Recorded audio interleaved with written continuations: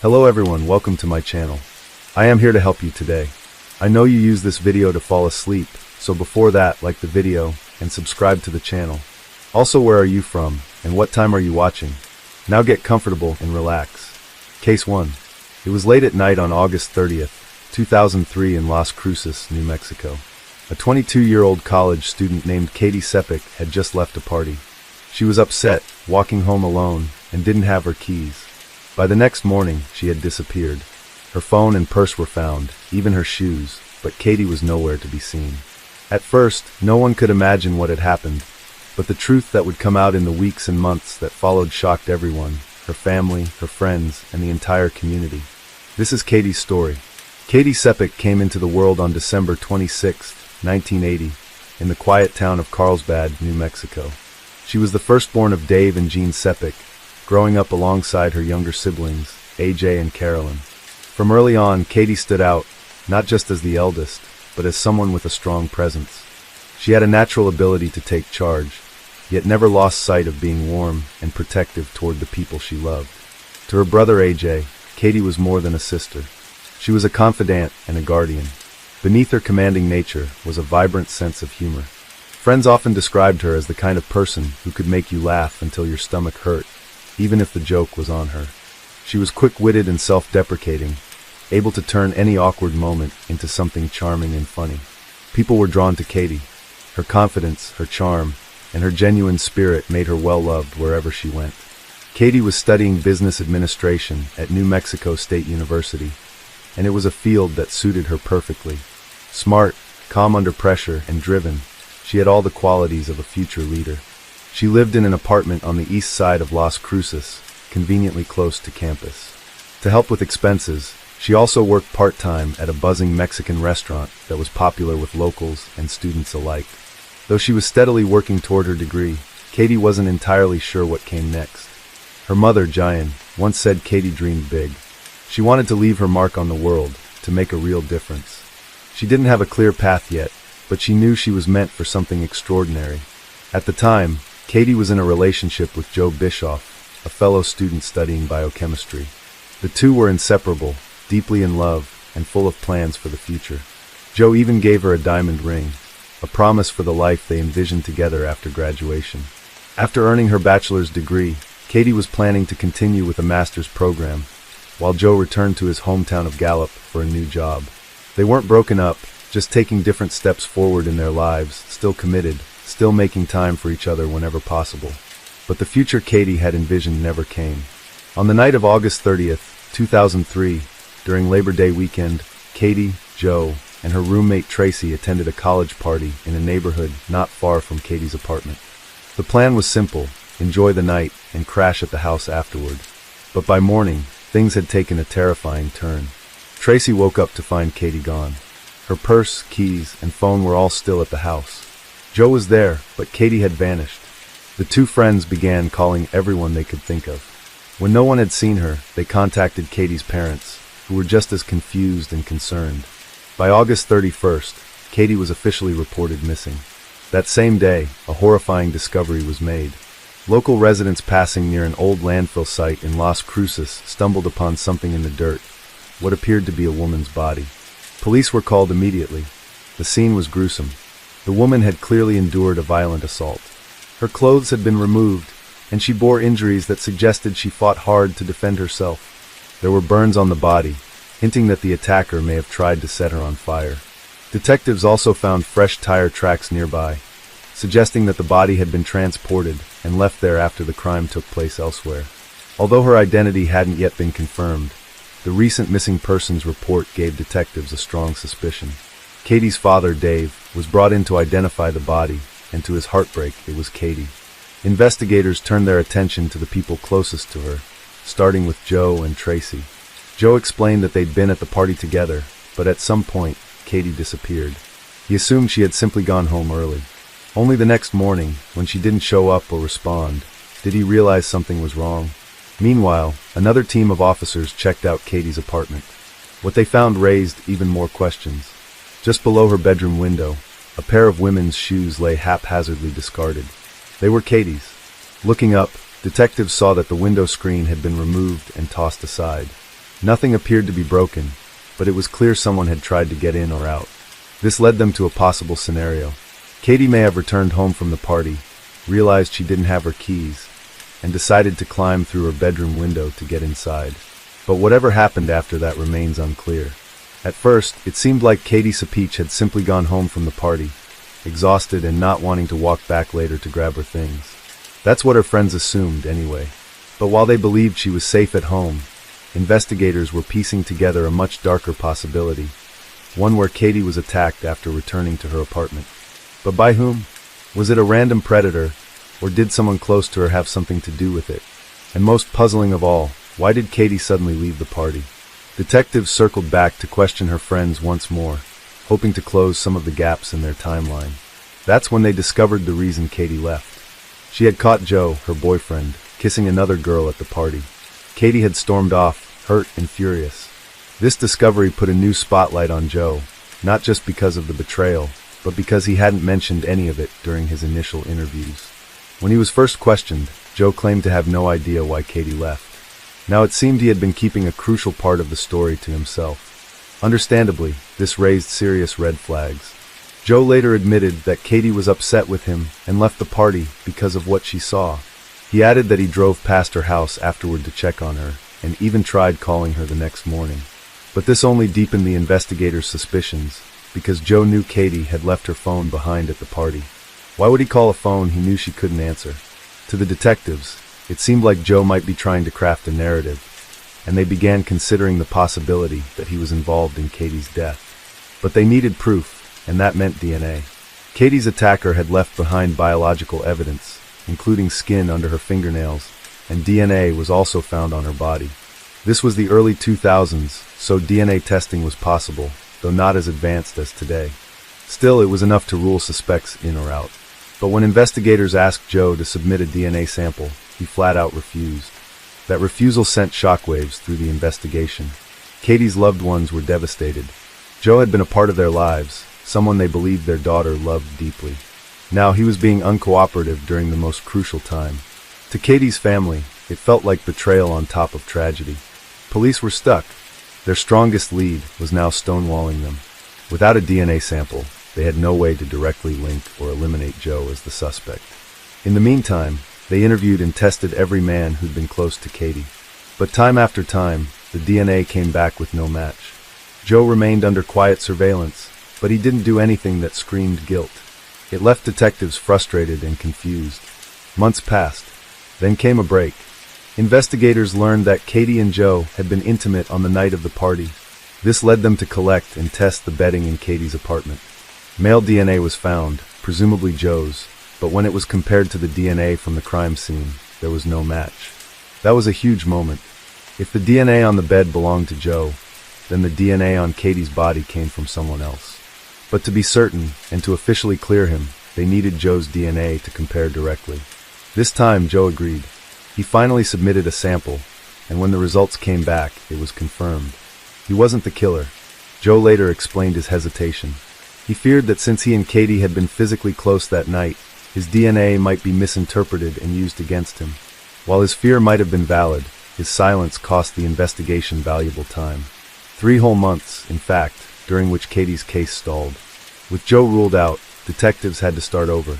Now, the working theory was that Katie's killer was a stranger. Using the DNA collected at the scene, investigators were able to extract a partial ethnic profile. It suggested the suspect was a Hispanic male, and the tire tracks near Katie's body? They were believed to come from a pickup truck.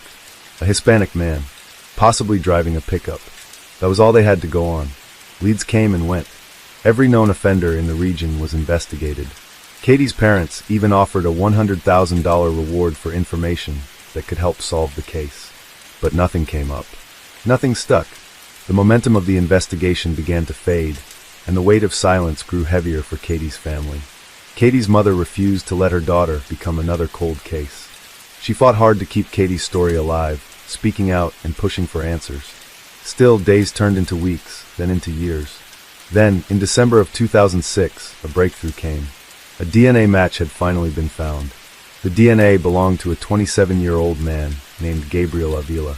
At the time of the match, Avila was already serving time in prison for aggravated burglary and assault. That conviction, committed just 3 months after Katie's murder, is what led to his DNA being uploaded to the system. In that case, Gabriel had broken into a home while armed with a knife, planning to rob and potentially harm the woman living there. What he didn't expect was that the woman had a roommate. Spooked by the unexpected presence, Avila fled the scene. He was arrested shortly after, but was released on bond and then vanished. For over a year, Gabriel remained in hiding. Eventually, authorities tracked him down, and he was convicted for the 2003 burglary attempt. He was sentenced to 9 years behind bars. Now, thanks to that conviction, police had a name tied to the DNA that had haunted them for years. Investigators immediately began building a case, digging into Gabriel Avila's background. They found out he had once been married, and they decided to speak with his ex-wife to learn more. That interview brought a chilling revelation.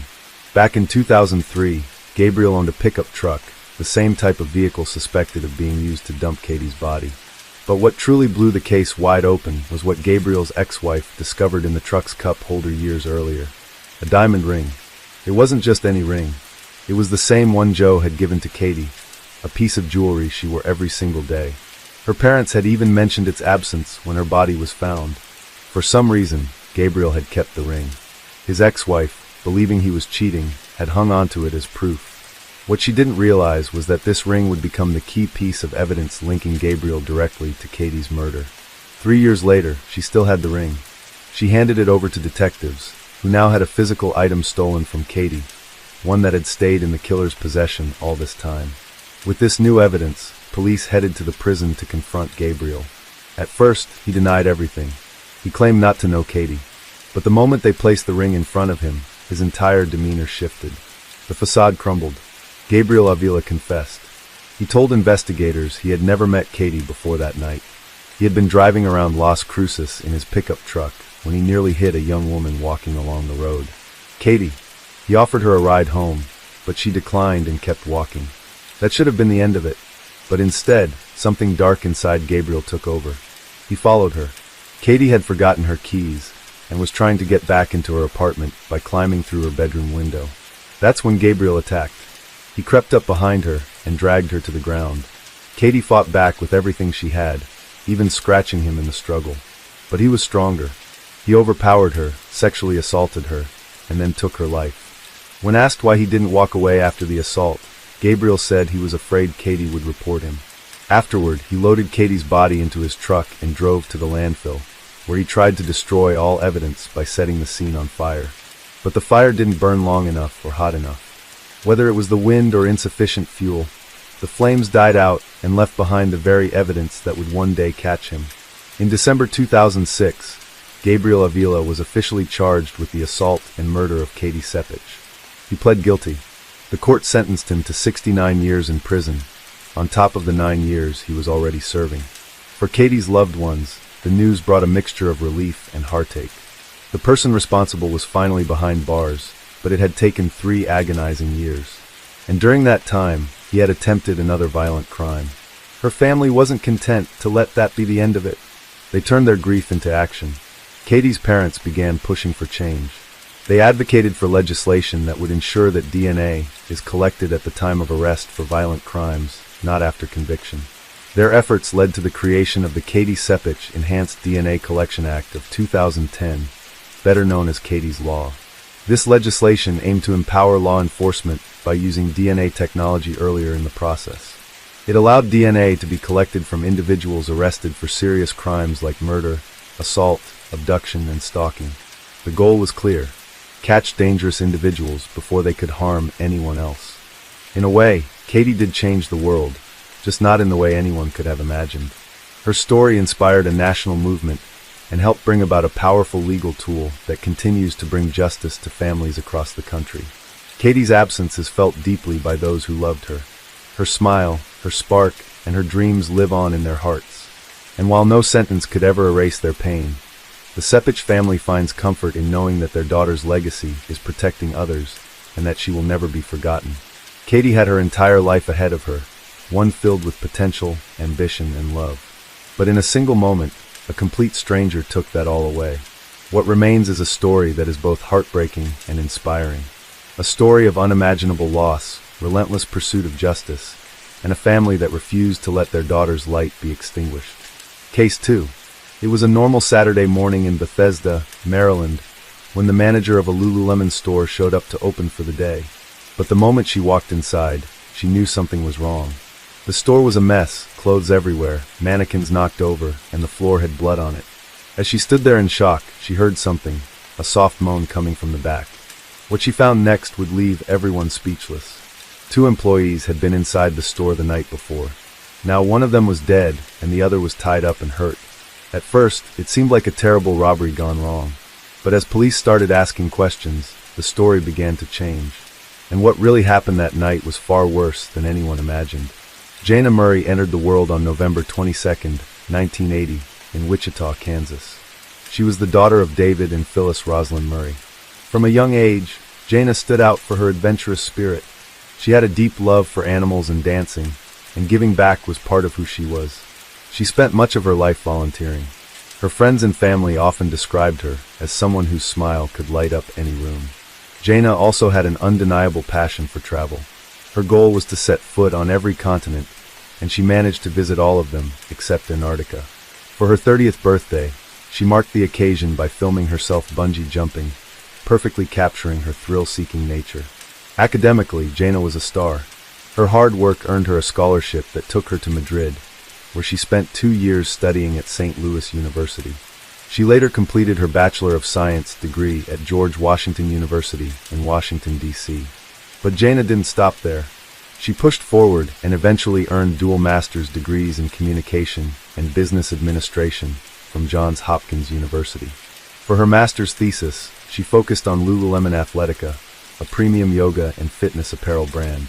Naturally, she pursued a position with the company after graduating, and her drive and business instincts quickly landed her a role. By 2011, Jana was a team leader at the Lululemon store in Bethesda, Maryland.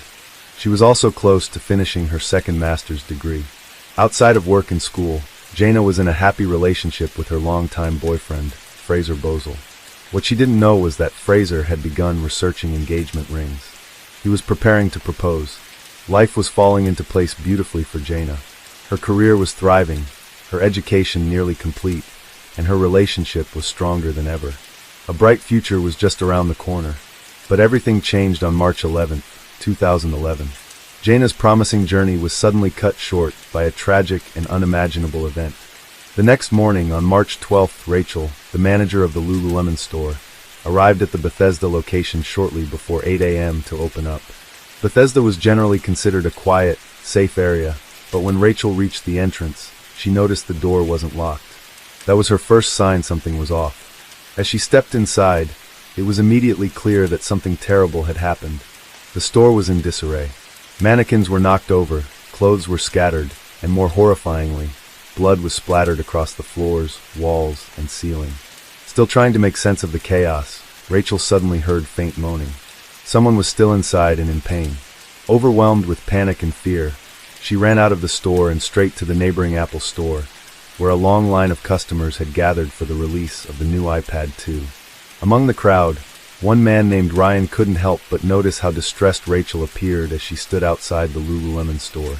When she explained something was terribly wrong inside, Ryan offered to go in with her and check it out. Inside, Ryan walked toward the back of the store, moving past the chaos. Bloody footprints marked the floor, and the space looked like a disaster zone. As he neared the office area, he stumbled upon something unimaginable. A woman with long blonde hair was lying face down in a pool of blood. Before he could fully process the horror, a soft moan caught his attention. It was coming from the bathroom. Inside, he found another woman, her hands and ankles bound with zip ties, her body bloodied but still alive. It was clear she was injured and in pain, but miraculously she was breathing. Ryan rushed back to the front of the store and told Rachel to call 911 immediately. First responders arrived quickly and were faced with a gruesome scene. They began the task of identifying the 2 women. Tragically, the deceased was 30-year-old Jana Murray. The survivor, badly hurt but alive, was identified as Brittany Norwood, a 28-year-old employee who had transferred from a Lululemon store in Georgetown just 6 weeks earlier. Brittany's injuries were extensive. Cuts and bruises covered her legs, arms, chest, face, and torso. Zip ties still restrained her, and both women's pants had been slashed, raising disturbing concerns that the attackers may have assaulted them. Brittany was rushed to the local hospital, visibly shaken and in need of immediate care. Back at the store, investigators began examining the body of Jana Murray. The violence inflicted on her defied belief. Medical examiners would later find 331 wounds on her body, over half of which were concentrated on her chest and face. She had been attacked with at least 6 different tools found scattered throughout the store, most of them likely taken from a store toolbox, items including a hammer, a box cutter, a wrench, and a knife. Around her neck was a ligature, though it wasn't tight enough to suggest strangulation. Still, it was an odd and unsettling detail. Jana's body was transported for an autopsy, while her devastated parents and boyfriend were notified of her death. The autopsy revealed heartbreaking truths. Jana had fought with everything she had. Her body bore over 100 defensive wounds. Ultimately, the fatal blow had struck the back of her neck. There was evidence that she had tried to escape. The blood trail led toward the store's emergency exit. There was even blood on the door handle, along with a key still in the lock, Jana's key. The attack had lasted for roughly 20 minutes. The idea that Jana had endured such agony for so long was almost too much to bear. Detectives urgently needed answers, but they were met with challenges. The Lululemon store had no external security cameras, which meant they had no footage showing who might have entered or exited the store that night. That lack of surveillance was seen as a serious oversight. Investigators turned to the Apple Store's security footage across the street and discovered video from the night before that showed 2 men dressed in dark clothing walking near the store around the time the attack occurred. However, the footage was taken from too far away to make any definitive identification. With no other leads, detectives turned to the only person who might know the truth, Brittany Norwood. Though Brittany was still clearly traumatized, flinching and recoiling from any physical touch, she eventually shared her account of what had happened. According to Brittany, on the evening of March 11, 2011, she and Jana were on the closing shift. Jana had driven to work while Brittany took public transit. After locking up the store, they went their separate ways. But shortly after arriving at the metro station, Brittany realized she had left her metro card inside the store. She called another coworker to get Jana's number and then phoned her directly. Despite having nearly reached home, Jana turned back to help Brittany. It was just like her to go out of her way for someone else. At around 10:05 p.m., Jana unlocked the store door with Brittany right behind her. But the moment the door opened, 2 masked men in dark clothing pushed their way inside. One was tall, the other shorter. Both appeared to be white and in their 20s. She said the shorter man attacked her, while the taller one took hold of Jana. They forced the women to the back of the store, threatened them, and told Brittany they knew where she lived. She had utility bills in her purse with her address, along with her ID. Terrified, Brittany believed the men were robbers and hoped they would just take what they wanted and leave. But instead, she claimed the situation spiraled into violence. Both women were physically assaulted and taunted with racial slurs. Brittany said they were violated, and during the chaos, she could hear Jana screaming. Eventually, the screaming stopped. Brittany said that's when she knew Jana was gone. She feared she was next. But then, unexpectedly, the men told her they would spare her life. Why they chose to leave her alive, she didn't know. When Brittany was asked why the attacker spared her, her answer was chilling. They said she was fun to take advantage of. Once the brutal assault ended, the men allegedly tied Brittany up and left her inside one of the store's bathrooms. That's where she was later discovered. The interview was eventually cut short, so investigators could focus on gathering forensic evidence, hoping to find DNA that would lead them to the men responsible. Meanwhile, based on Brittany's account, authorities set up surveillance outside the Lululemon store. Not long after, they spotted 2 men dressed in black, matching Brittany's description, and stopped them for questioning. But this promising lead quickly unraveled. The men were waiters from a nearby restaurant, and they walked that same path every night after their shifts. The black clothing? Part of their work uniform. Digging into surveillance footage from previous nights, police confirmed that these 2 men regularly passed by the store at that same time, following the exact route. Both had rock-solid alibis for the night of the crime, and were cooperative with investigators. They willingly provided their DNA and shoe prints for comparison. Everything was sent for analysis, but it all came back clean. On March 16, 2011, 5 days after the incident, Brittany was brought in again for further questioning. When asked if she knew what kind of car Jana drove, she said she didn't.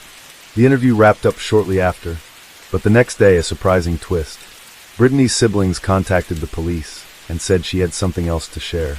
They explained that she was afraid to come forward on her own, fearful that the attackers might return and hurt her if she said too much. So, on March 18th, Brittany sat down with detectives for a third interview. This time, she admitted that she actually did know what Jana's car looked like because the attackers had made her move it. According to Brittany, the men forced her to drive Jana's car away from the store before they assaulted her. They told her she was being watched and threatened to kill her if she tried anything or didn't return right away. While moving the car, she noticed a police officer nearby, but didn't approach him, fearing for her life. Yet, despite this explanation, the police began to suspect that Brittany wasn't being fully honest. One major inconsistency involved her earlier claims that both she and Jana had been sexually assaulted. Their pants had been sliced, seemingly supporting that story. But 6 days into the investigation, forensic testing told a different tale. The results were shocking. There was no evidence of sexual assault. In fact, the only DNA present at the scene belonged to Jana and Brittany. No trace of any male DNA anywhere. Even the samples from the two waiters didn't match anything at the scene. Investigators turned their attention to another key detail: footprints. Strangely, all the prints were contained inside the store. If the attackers had entered from outside, there would likely have been some kind of trail leading in or out. But there was nothing. That left police with two possible explanations. Either the attackers swapped shoes inside the store, which made little sense, or the attacker never left, because they had never come in from outside. Even more suspicious, the smaller footprints found throughout the scene matched Brittany's shoes. The larger set belonged to a size 14 shoe. At first, this seemed like a potential clue pointing to an unidentified male assailant. But when they matched the print to store inventory, they found the shoes had come from Loyalman's own stockroom. They were store property. This raised a critical question. If two men had ambushed Jana and Brittany, why would they take the time to change into store-brand shoes during a violent crime? It just didn't add up. Meanwhile, employees at the Apple store next door told police something disturbing. Around 10:30 p.m. on the night of the attack, they had heard a loud argument coming from Lululemon. Several staff members, including a security guard named Ricardo, said they distinctly heard two women fighting, one of them pleading, "Talk to me. Please don't do this. What's going on?" The voices were followed by crashing sounds, what sounded like a struggle, and something heavy being dragged across the floor. But no one heard a man's voice. At one point, someone was heard whispering, "God, please help me." Tragically, no one at the Apple store called the police. They dismissed the commotion as a workplace disagreement, some internal drama. Little did they know that Jana was fighting for her life just a few feet away.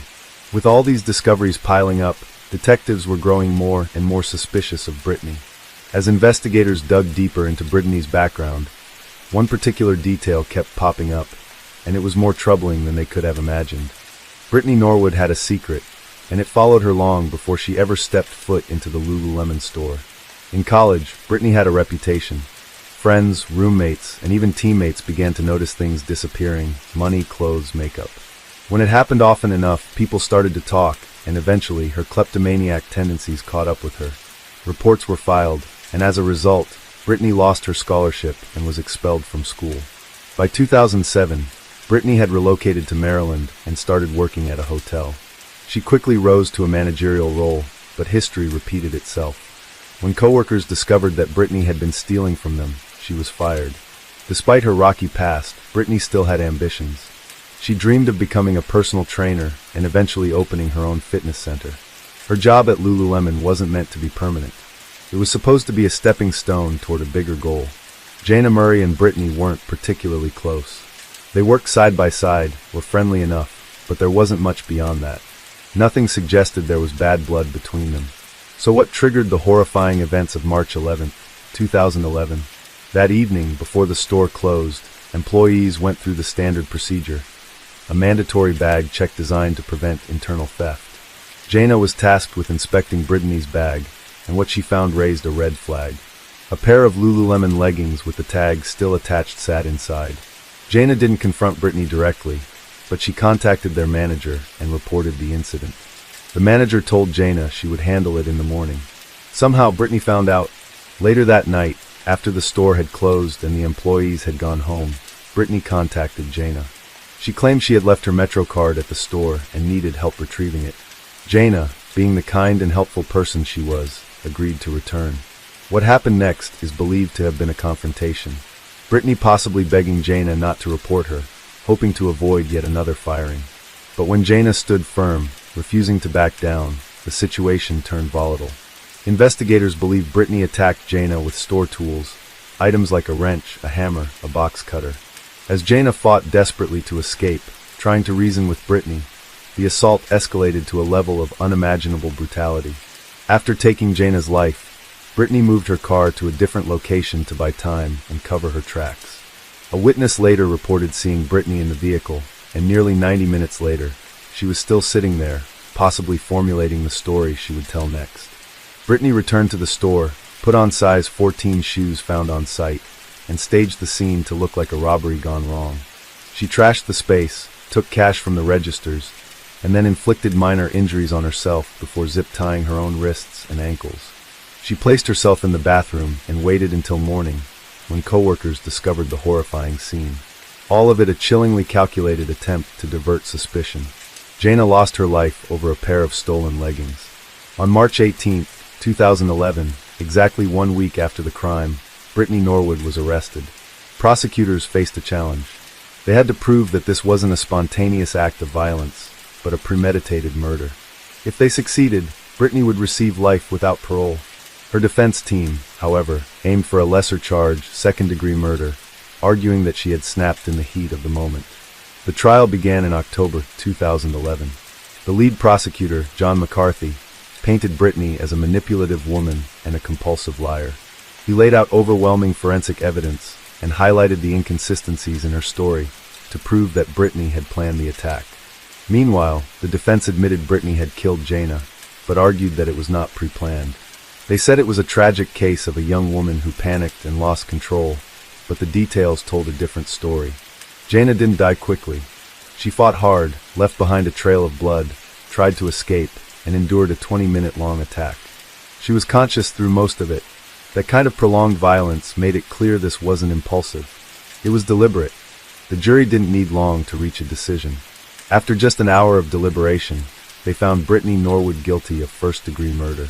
In January 2012, Brittany was sentenced to life in prison without the possibility of parole. The judge called the murder cold-blooded, premeditated, and merciless, and condemned the calculated steps Brittany took after the killing. He also criticized the Apple Store employees for their failure to act when they heard Jaina pleading for help, calling it an example of callous indifference. In 2015, Brittany's final appeal was denied. She remains imprisoned at the Maryland Correctional Institution for Women. This case will be remembered not only for its cruelty, but also for the heartbreaking irony. Jaina was murdered by someone she tried to help. All she did was tell the truth, and for that, she paid the ultimate price. Case 3. On a summer evening in July 2011, Laura Ackerson got into her car and drove toward Raleigh, North Carolina. She was going to pick up her kids from her ex, Grant Hayes. It was supposed to be a quick visit, just like many others before. But this time, Laura didn't come back. At first, her friends weren't too worried. Maybe she got delayed. Maybe her phone died. But when days went by with no word from her, they knew something was wrong. Behind the scenes, something terrible had already happened. Police would later find an apartment that smelled strongly of bleach. Items were missing. A strange letter appeared, and Grant and his new wife were suddenly on the move. So what really happened to Laura that night? And why did this loving mom, who only wanted to see her kids, end up at the center of such a dark and shocking mystery? This is the heartbreaking story of Laura Ackerson. Laura Ackerson entered the world on April 30th, 1984, born to Roger and Brenda Ackerson. From the start, Laura radiated joy, a bright, bubbly child with a warm and lively spirit.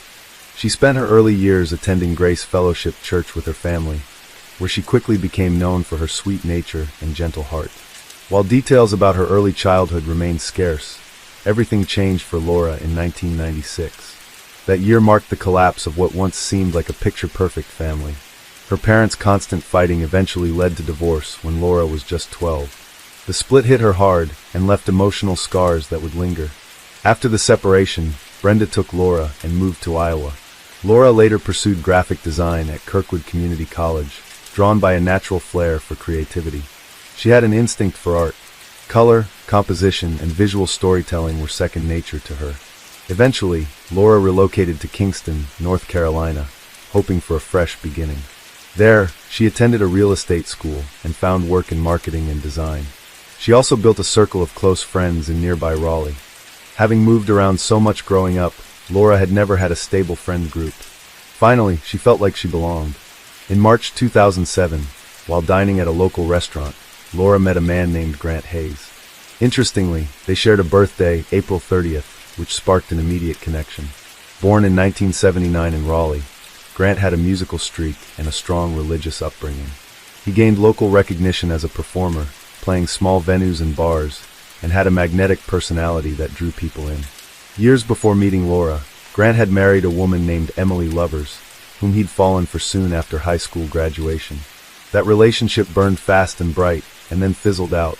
Their divorce left a deep mark on Grant, who had written love songs inspired by her. With the end of that marriage came a decline in his mental health. He was later diagnosed with bipolar disorder and depression, and prescribed powerful medications like lithium. But instead of sticking with treatment, Grant began self-medicating with alcohol and harder substances. As time passed, Grant's behavior grew more erratic. He dabbled in synthetic hallucinogens, which only amplified his worst traits: narcissism, paranoia, and aggression. He started having bizarre delusions, believing aliens controlled the government, and that he was a chosen one destined to survive the apocalypse by finding a spaceship. He even rejected modern medicine, including vaccines, convinced they were harmful. Despite his deteriorating mental state, Grant's music career was still afloat.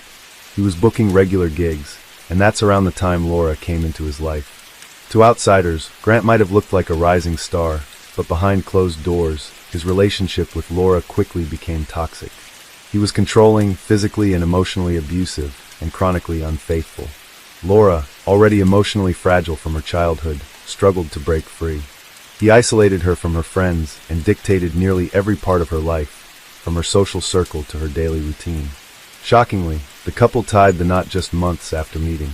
Laura, longing for stability and love after years of emotional turmoil, believed she had found her fairy tale ending, but her friends were blindsided by the news. None of them even knew she was in a relationship, let alone married.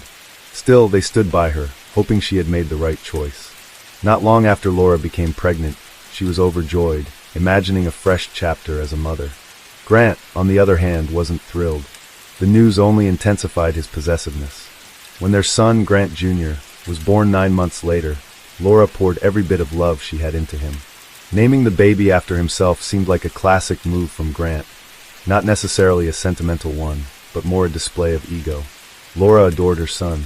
Meanwhile, Grant was still chasing gigs, cheating, and indulging in drugs, showing little interest in fatherhood. Eventually, he was offered a job in the Virgin Islands. He took it without hesitation, leaving Laura and their newborn behind in North Carolina. Whether or not he was actually working out there is unclear, but one thing's for sure, he wasn't alone.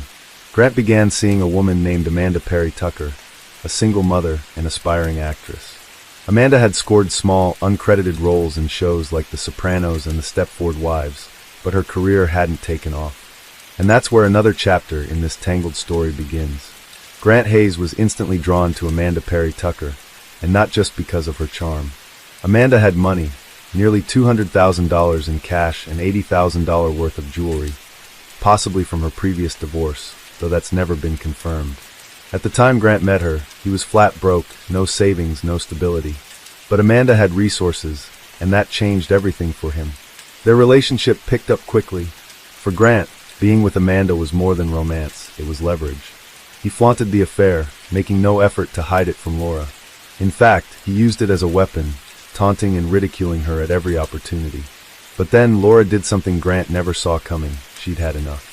After years of enduring his manipulation, betrayal, and cruelty, Laura finally stood up and said she was leaving him for good. Surprisingly, even people close to Grant supported her decision. His own family, along with his ex-wife Emily, encouraged Laura to walk away, fully aware of how toxic Grant really was. But then came a twist. Laura discovered she was pregnant again. Despite everything Grant had put her through, she gave him yet another chance, though by now it was more like chance number 10. That decision spoke volumes about how deeply Laura loved her children. She was willing to endure emotional hardship just to try and keep her family intact, likely driven by the pain of her own parents' divorce. Trying to make things work, Laura packed up her life and moved to the Virgin Islands with her son Grant Jr., hoping proximity might help fix things. But Grant didn't see her arrival as a loving gesture. To him, it was an inconvenience. With Laura around, he couldn't keep living a double life under her nose. Eventually, Laura gave birth to her second son. Sadly, the baby faced serious health issues right from the start, and the family needed better access to medical care. So they relocated back to North Carolina. Grant was furious about the move. He blamed Laura and the kids for dragging him away from potential opportunities in the Virgin Islands. Meanwhile, Amanda remained in the picture, now living in New York, and urged Grant to explore opportunities in the entertainment industry there. But Grant didn't go to New York for work. He went to be with Amanda, and he loved it. He was finally close to her, away from his responsibilities, and immersed in a city full of distractions. Eventually, he reached out to Laura with a surprising request. He asked if he could take Grant Jr. for a diaper modeling photo shoot, promising he'd bring him right back. Laura hesitated but agreed. She wanted her kids to know their father, despite everything. What she didn't know was that Grant had a completely different plan. When he didn't return their son as promised, Laura turned to Facebook for clues, and what she found shattered her. Grant had secretly married Amanda in New York and was now living with her. Along with Grant Jr., Laura was devastated. But the nightmare wasn't over. When she called to confront him, Grant dropped another bombshell, one that would flip her world upside down. According to him, their marriage had never been legal in the first place. Desperate for answers, Laura checked the marriage certificate, and there it was. Grant's signature was missing. Their union had never been legally binding. Then came the most gut-wrenching part. Grant and Amanda had filed for emergency custody of Grant Jr. and won. Because there was no formal custody agreement, and because Laura had no job or stable housing at the time, the court sided with Grant. He showed up to the hearings alone and claimed Laura was unfit. The court ruled in his favor, without ever hearing her side of the story. She went back to court and presented strong evidence showing Grant's abusive behavior and unstable mental health. Her determination forced the court to order psychological evaluations for both parents. In the meantime, Laura was allowed to speak with her sons daily and see them on weekends. But even then, Grant and Amanda, now pregnant with his child, found ways to make those moments unbearable. They interrupted phone calls, limited her access to the boys, and did everything possible to keep Laura at a distance. Still, Laura held on. And then came the psych evaluation. Grant failed it badly. The report noted that he had no real connection with his kids. The children were more comfortable, more at ease, and visibly happier with Laura. She, on the other hand, was described as a devoted and nurturing mother. Someone who put her children first, no matter the cost. The court took this seriously and ordered a more in-depth evaluation of Grant. Around the same time, Amanda gave birth to a baby girl, Lillian, on June 9, 2011. Following an intense custody battle, the court ruled in favor of a rotating 3-2 schedule between Laura and Grant, alternating 3 days with one parent, then 2 with the other. But by this point, Grant was barely holding himself together, his temper was worsening, and it was clear something was boiling beneath the surface. Then came the moment everything fell apart. On July 13, 2011, Laura had plans to meet her close friend and business partner, Chavin, later that evening. But she never showed up, and she never called. At first, Chavin didn't panic. Laura had mentioned earlier she needed to stop by Grant's place to pick up her boys. Her last known communication was a text she sent to Grant, letting him know she was on her way. He never replied. Days passed with no word, no calls, no texts, nothing. By July 18th, after 5 days of total silence, 27-year-old Laura Ackerson was officially reported missing by loved ones. Police acted fast. They searched her apartment, which looked completely normal. No sign of a struggle, nothing out of place. Surveillance footage showed her leaving the building, but never coming back.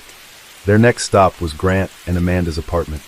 Officers arrived with a search warrant and immediately sensed something was off. The couple wasn't home, but what was inside the apartment raised every red flag imaginable. The scent of bleach hit them like a wall. The space had been scrubbed top to bottom, suspiciously spotless. A few things were conspicuously missing. A shower curtain, a vacuum cleaner, several rugs. Patches on the floor were discolored, clearly scrubbed with harsh chemicals. But what really rattled investigators were two pieces of paper they discovered. The first was a handwritten song draft titled "Man Killer." The lyrics painted a chilling picture of a woman being murdered, strangled to death. The second paper was a supposed agreement written and signed by Laura, stating she'd give up custody of her children to Grant for $25,000. Anyone who knew Laura would have immediately called foul. Her children were her everything. There was no price tag she'd ever put on being with them. This agreement screamed forgery. At that point, police knew time was critical. They needed to find Grant and Amanda fast. Security camera footage gave them a clearer timeline.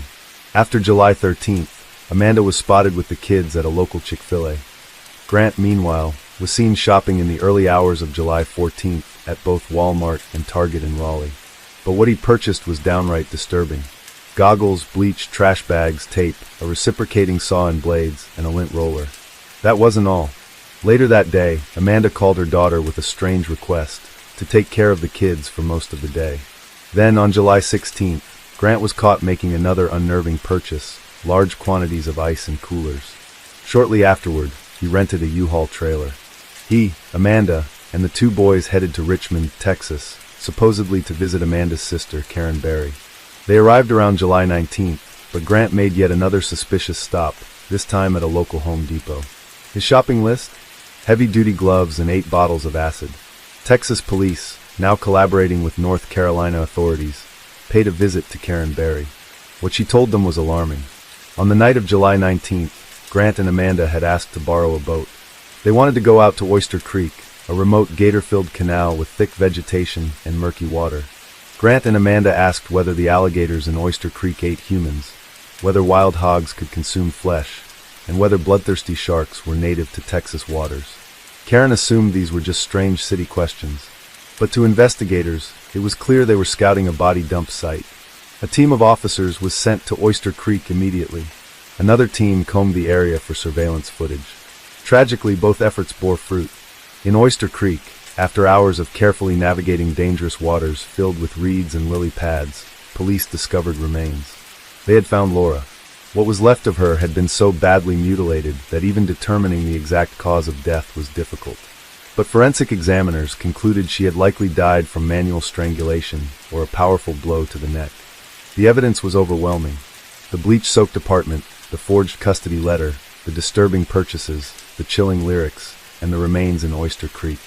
Laura's life had ended not in an accident, not in a moment of rage, but as the result of a calculated, cold-blooded plan. Grant Hayes and Amanda Perry Tucker were no longer just suspects, they were murderers. When investigators located Laura's car, a white 2006 Ford Focus, it was clear someone had gone to great lengths to clean it. The interior had been washed thoroughly, and there was visible damage to the rear of the vehicle. Then came even more damning footage. Surveillance showed Amanda near Karen Berry's home, discarding bottles of acid. Just 13 days after Laura was last seen, the case took a major turn. On July 25, 2011, Grant Hayes and Amanda Perry Tucker were arrested at Grant's parents' house in North Carolina.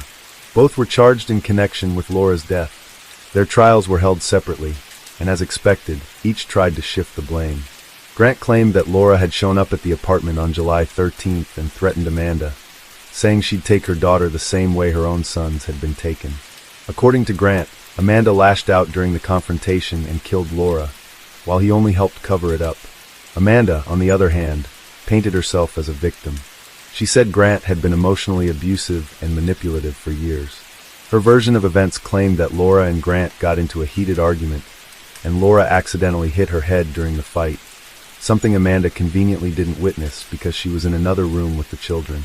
Amanda said that when Grant told her Laura was hurt, he instructed her to leave with the kids so he could call for help. She went to Chick-fil-A, and when she returned, Laura was gone. Grant then casually claimed that Laura was fine and had already left. It wasn't until they were in Texas, she said, that Grant confessed what had really happened, and then threatened her into helping him hide the truth. Despite their stories, the mountain of evidence said otherwise. Both Grant and Amanda pleaded not guilty, but the court didn't buy it. On September 16, 2013, Grant Hayes was sentenced to life in prison with no possibility of parole. His demeanor in court was chilling. He smiled, laughed, and showed no hint of remorse. It was as if he thought he was going on vacation, rather than facing justice for a brutal crime. Amanda's sentencing came months later, on February 19, 2014. She received a sentence of 13 to 16 years. During sentencing, the judge shared his perspective plainly. He believed Amanda could have stopped what happened to Laura. Instead, she chose to be a participant. She may have expressed remorse in court, but many questioned whether it was genuine or just another performance. But that wasn't the end for Amanda. Texas authorities charged her separately for tampering with evidence, and she was hit with an additional 20-year sentence. As for how this horrifying crime actually unfolded, investigators believe Grant lured Laura to his apartment under false pretenses. She was told she'd be able to see her boys, maybe even take them home. Grant may have even lied and said he was ready to give her full custody. That's the only explanation for why Laura would travel all the way from Kingston to Raleigh alone, especially when her friends had warned her never to meet Grant without backup. Tragically, Laura walked straight into a trap. One theory suggests that once she arrived, Grant and Amanda forced her to write and sign the so-called custody letter, threatening her with the loss of her children if she didn't comply. Then she was attacked, either strangled or struck with a fatal blow. It was cold, calculated, and devastatingly cruel. Why? Likely because Grant wanted Laura gone for good, out of the picture, so he could continue his life with Amanda, free of custody battles and court hearings. But the ultimate irony? Amanda and Grant divorced just a year later, in October 2014. Everything he did, all the lies, the violence, the destruction, ended in nothing. Today, Laura's two sons, along with Amanda's daughter Lillian, are in the care of Grant's parents. Thankfully, they are loving and nurturing, the exact opposite of their father. But it's heartbreaking to think of the childhood these boys lost, growing up without their mother because of their father's selfishness.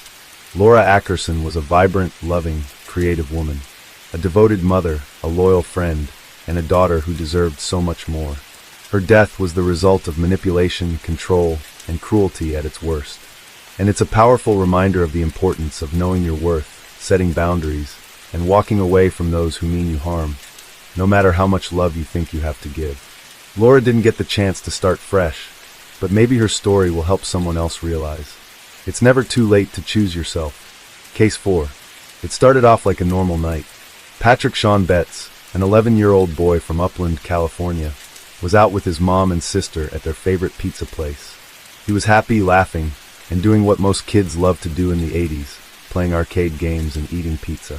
At one point, Patrick asked his mom for some change and went off to play in the back arcade. Nothing seemed out of the ordinary, but then something happened. Patrick walked out of that pizza place and never came home. What really happened that night? Why did it take so long for anyone to start looking for him?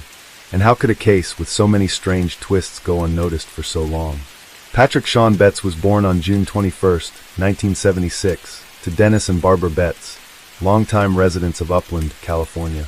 He grew up surrounded by sunshine, skateboards, and the kind of freedom that only kids in the 80s truly understood. Patrick went to Vista Elementary, and from an early age, it was clear that he had a big personality packed into a small frame. His mom, Barbara, described him as cheerful and easygoing, while his friends saw someone a little more layered, playful and street smart. A kid who didn't fall for nonsense but still had a sparkle in his eye. He was polite, helpful, and had a natural curiosity, often spending time at the local radio shack where he liked to hang out. His humor was sharp for his age, the kind that made people laugh and want to be around him. One of the closest people in Patrick's life was Kevin, his best friend who lived just across the street. Kevin had some health issues that kept him homebound, and not many kids made the effort to connect with him, but Patrick did, wholeheartedly. The two became inseparable, their friendship rooted in trust and genuine kindness. Like many kids of the time, Patrick loved video games, baseball, and skateboarding. His bond with Kevin deepened his love for baseball, especially since Kevin's dad coached the local Little League team. At night, Patrick couldn't sleep without his favorite blanket, a soft, comforting item that, for him, meant security and home. Then came January 20th, 1988, a day no one in the Betts family would ever forget. It started off as nothing out of the ordinary. Patrick, his mom Barbara, and his older sister Pamela were enjoying an evening at Pizza Chalet, a popular family spot in Upland with a built-in arcade. Patrick, as usual, made a beeline for the games after asking his mom for some quarters. He had recently become friends with the son of the restaurant's owner, and the two would spend hours playing together there. Although Barbara didn't know this new friend very well, she felt comfortable enough to let Patrick go play. Later that evening, Patrick came back to his mom to ask if he could go to a basketball game at Upland High with his friend. Thinking the game was nearby and trusting her son's judgment, Barbara gave him the okay. As Patrick walked out the door, he turned and asked her to save him a slice of pizza. It was a casual moment, something any parent would hear and smile at, but tragically, it would be the last time Barbara ever saw her son. The game they had wanted to watch was actually in Chino, nearly 8 miles away, a fact that the boys hadn't realized. Disappointed, they returned to Pizza Chalet and passed the time by going back to the arcade. Patrick was last seen around 9 p.m. playing video games there. After that, he said he was heading home, but he never made it. That night, his family waited anxiously, watching the door, hoping he'd walk in, maybe a little embarrassed for being late. But hours passed. Then the entire night, when the sun rose, it brought only dread. Patrick was missing. One would assume the local police would launch a thorough investigation immediately, but that wasn't what happened. Instead, Upland authorities quickly brushed it off, suggesting that Patrick had simply run away. They told his devastated family he'd be back once he got hungry. This theory seemed absurd to Barbara and Dennis. Yes, Patrick had been involved in a minor school altercation shortly before his disappearance, and there was a scheduled juvenile court date coming up, but he wasn't anxious about it. He hadn't expressed any desire to run, and nothing in his behavior indicated he planned to. In fact, his favorite blanket, his nighttime must-have, was still in his room. His clothes, his belongings, everything was untouched. If Patrick had truly run away, wouldn't he have taken something with him? But investigators stuck to their runaway theory. No Amber Alerts, no immediate search, no sense of urgency.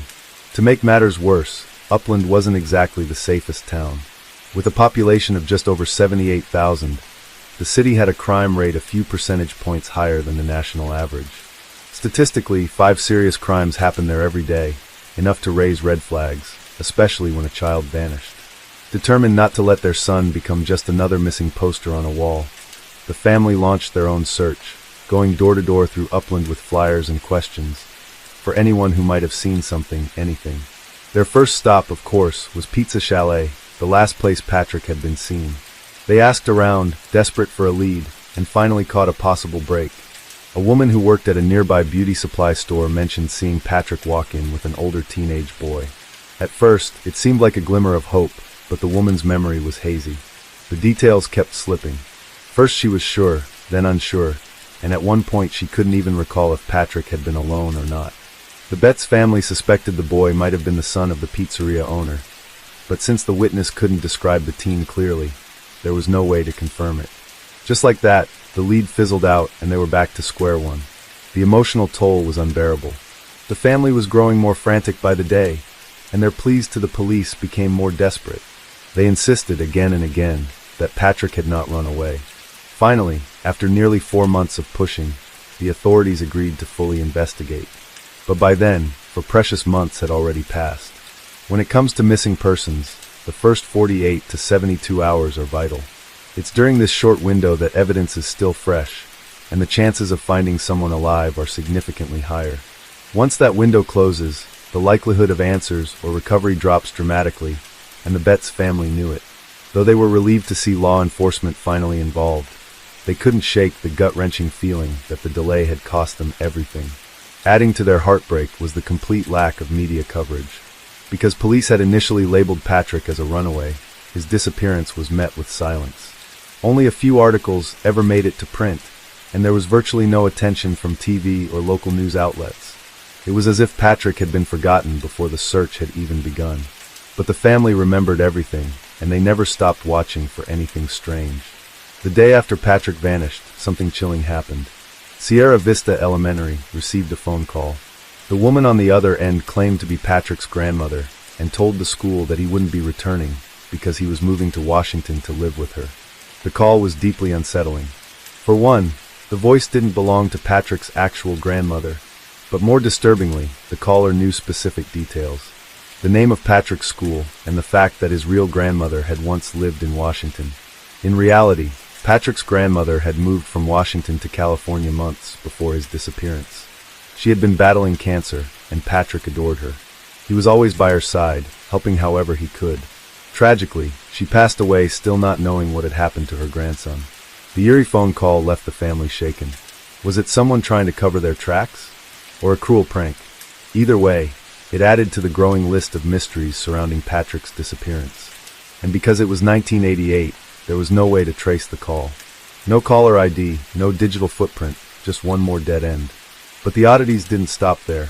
For months after Patrick disappeared, something else strange happened, this time involving the very place he had last been seen. Pizza Chalet, once a lively hangout for local families, abruptly shut down. The owners packed up and left Upland without warning.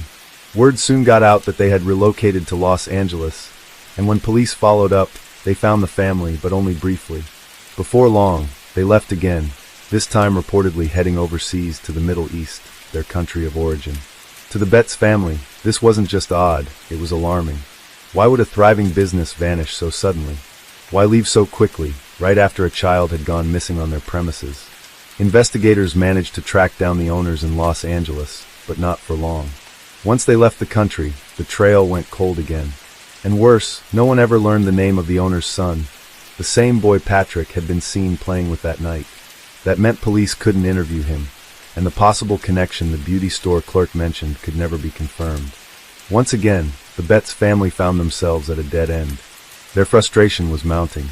It was like they were trapped in a nightmare with no exit. Every potential lead ended in confusion or silence. And just when they thought things couldn't get more maddening, the police made a decision that left the family completely stunned.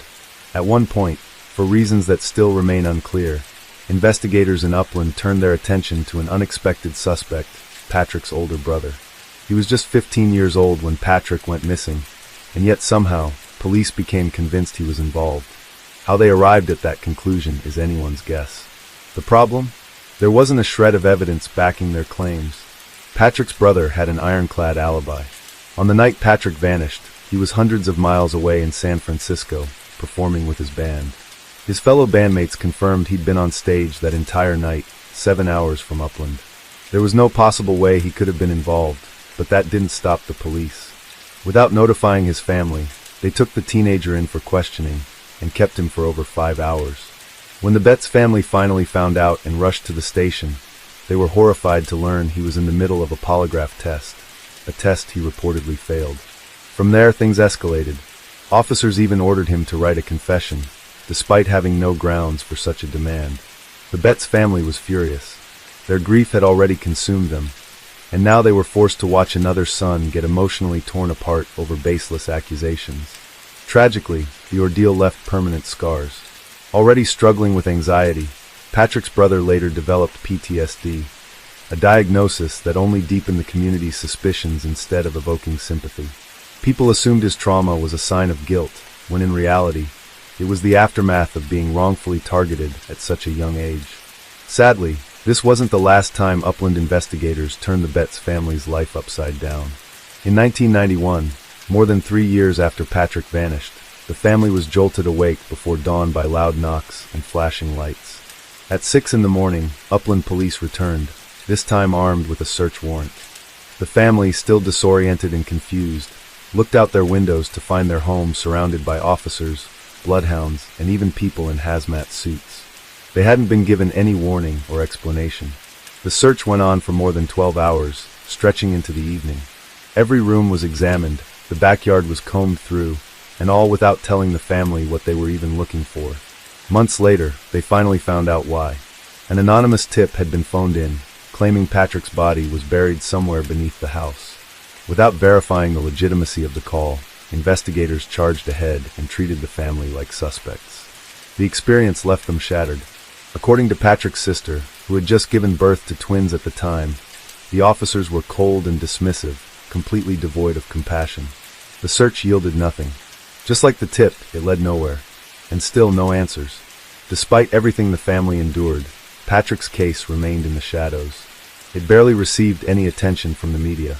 There were no televised appeals, no headlines, and only a handful of articles in local outlets. One of the only times Patrick's face reached a larger audience was in 1993, when his photo was featured in Soul Asylum's music video, Runaway Train.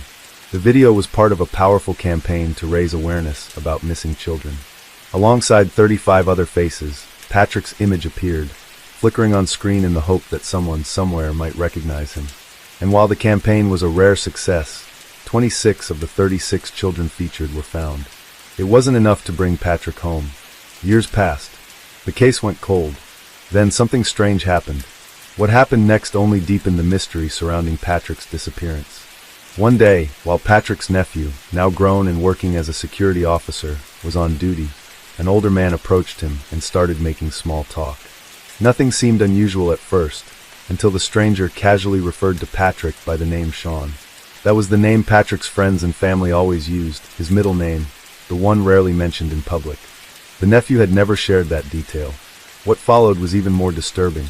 The man began talking about Patrick's case with surprising familiarity, as if he had followed it for years. He rattled off facts and details that left the nephew chilled. After all, Patrick's disappearance had never received much attention. Beyond a single appearance in a music video from the early 90s, his story remained largely unknown. So, how could a random man not only know his name, but also the intricate pieces of a case that barely anyone ever discussed? Some believed that perhaps the man had simply heard about Patrick growing up in Upland. Maybe it was just small-town knowledge passed along over the years. But Patrick's loved ones weren't convinced. They had always felt like his case had been ignored, brushed aside, not something strangers would remember, let alone bring up decades later. Unfortunately, no one was able to identify the man or find out where he came from. He vanished as quickly as he appeared, leaving behind nothing but unease and unanswered questions. In February 2022, after so many years of silence, Patrick's case found new life, thanks to the internet. A true crime YouTube channel called Crimehound featured Patrick's story after a subscriber from Upland requested it.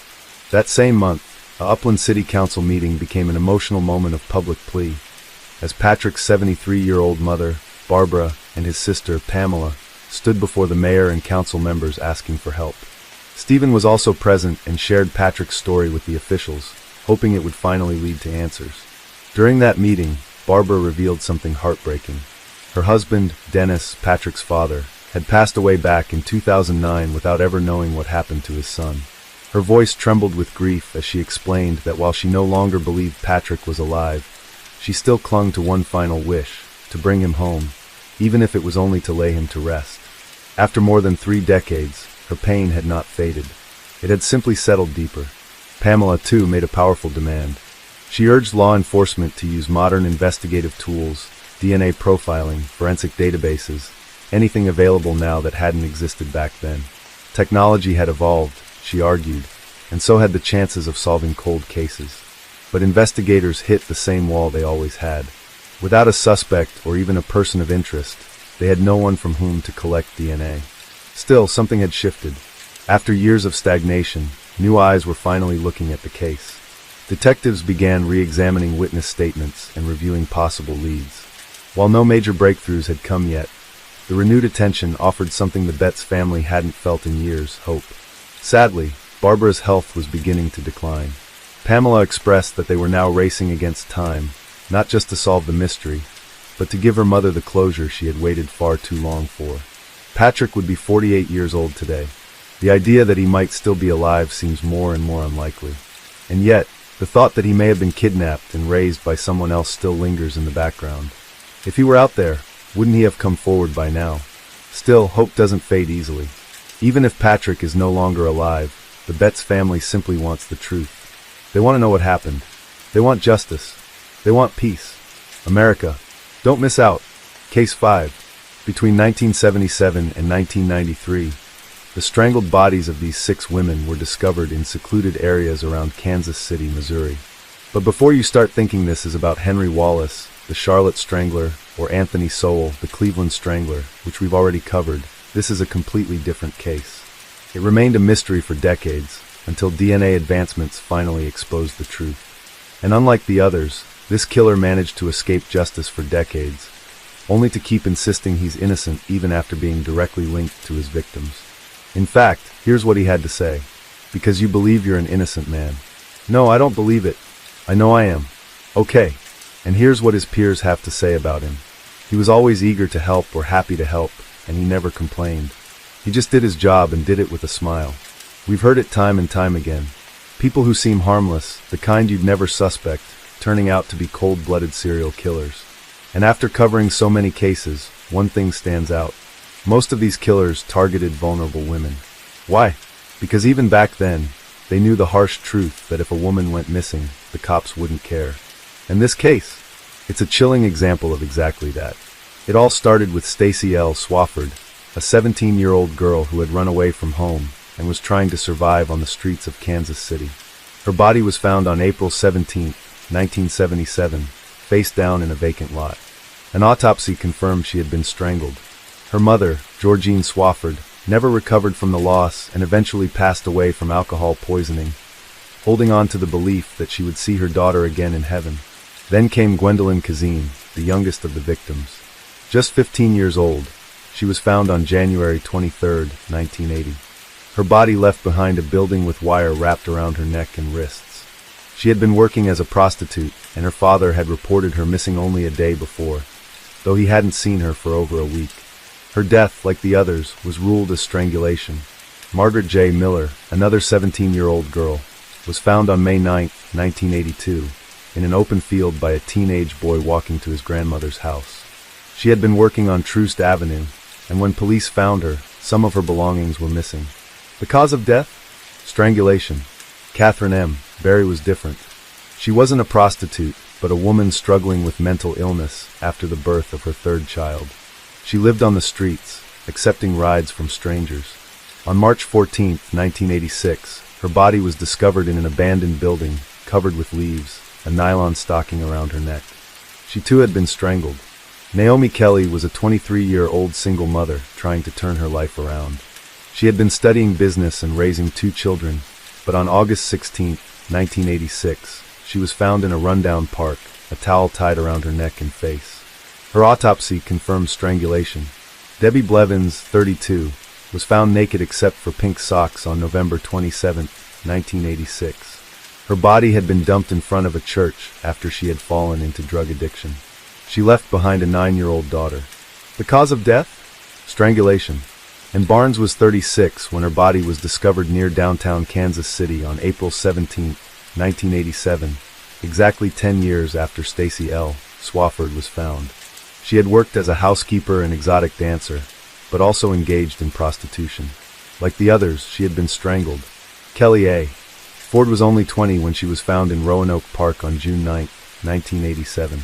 She had moved to Kansas City after high school, hoping for a better life, but she too was strangled and left behind.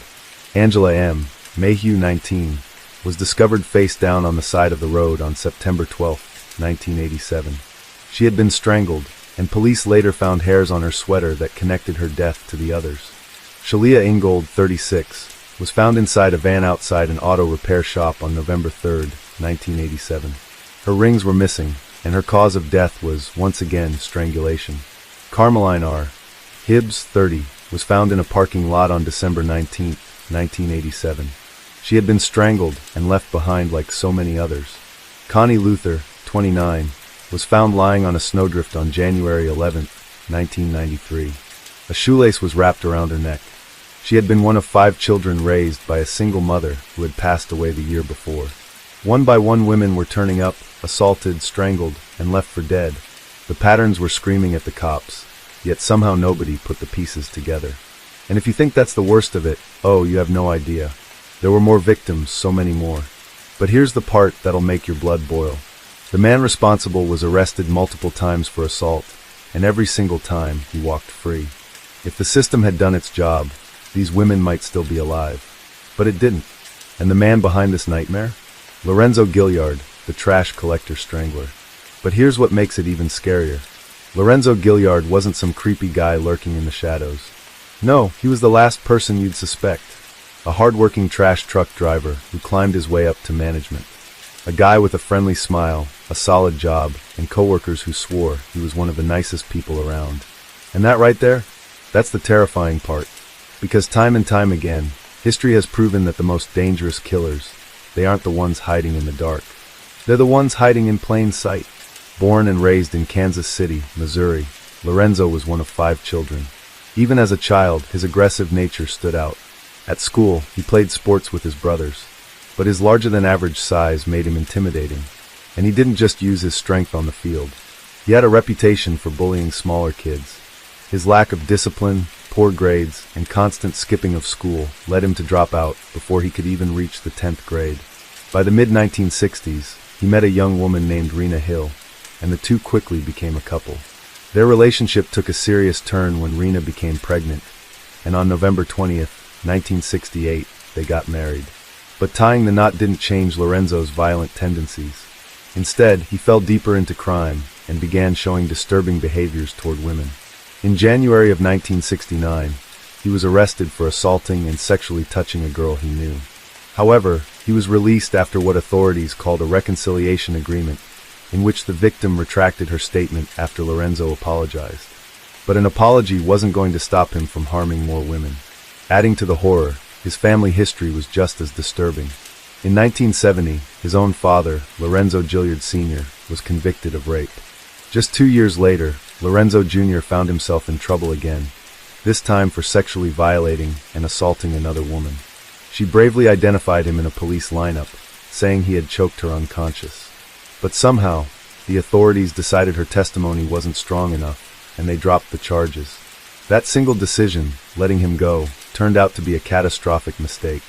In 1973, Lorenzo's violent nature wasn't just terrorizing strangers, it was destroying his own home. That year, he was arrested for physically and sexually assaulting his wife, who bravely told the police that he had been abusing her for their entire marriage. But, as expected, when a black woman is the victim, justice was nowhere to be found. Instead of real consequences, no prison time, no lasting punishment. Lorenzo walked away with nothing more than a fine and a divorce. Just like that, he was free to do it all over again. This man was beyond despicable. Not only was he abusive toward his wife, but he was aggressive toward other women in public, and the worst part, the police did absolutely nothing. Then, in February of 1974, he was arrested again, this time for attacking a 25-year-old exotic dancer. She identified him in a lineup. But just like before, the charges were magically dropped because of a so-called reconciliation agreement. And then just 5 months later, he did it again. This time, he went after a 13-year-old girl, a child. She was the daughter of a friend, and he assaulted her near the Missouri River.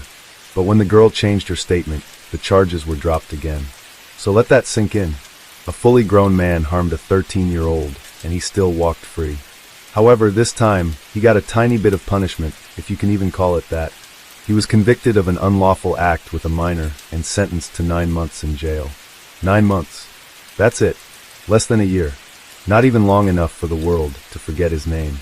And somehow, after all of this, he got married again. But of course, that didn't last long. His second wife left him, saying the same thing his first wife did. He was violent, abusive, and dangerous. Then, in the late 1970s, he got married a third time. Can you believe it? Even with all the evil he had done, he still managed to convince another woman he was worth marrying. By 1979, he was back at it again. This time, he attacked a young couple, assaulting the woman and threatening to kill her fiancé. Both victims identified him as their attacker. Yet somehow, at his trial in September of 1980, a jury acquitted him due to lack of evidence.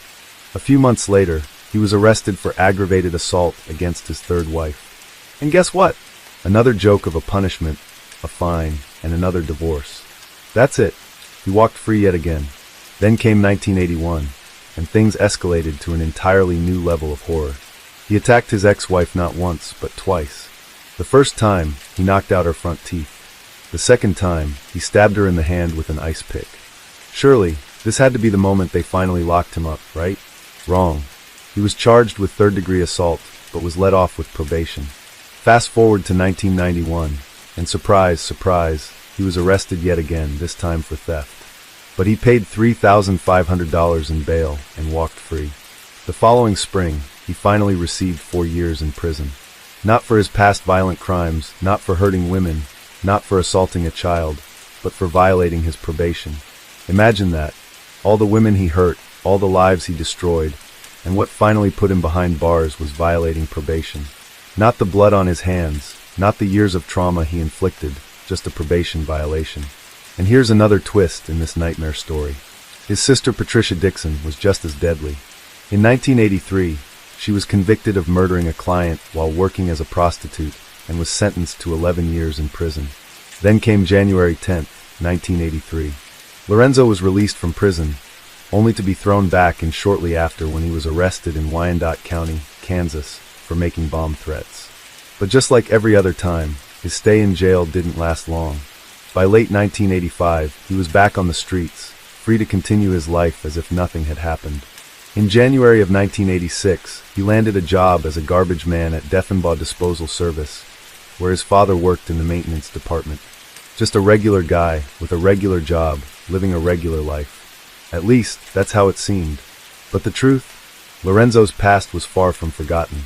On December 23, 1987, he was arrested and interrogated as a potential suspect in the murder of 36-year-old Sheila Ingold.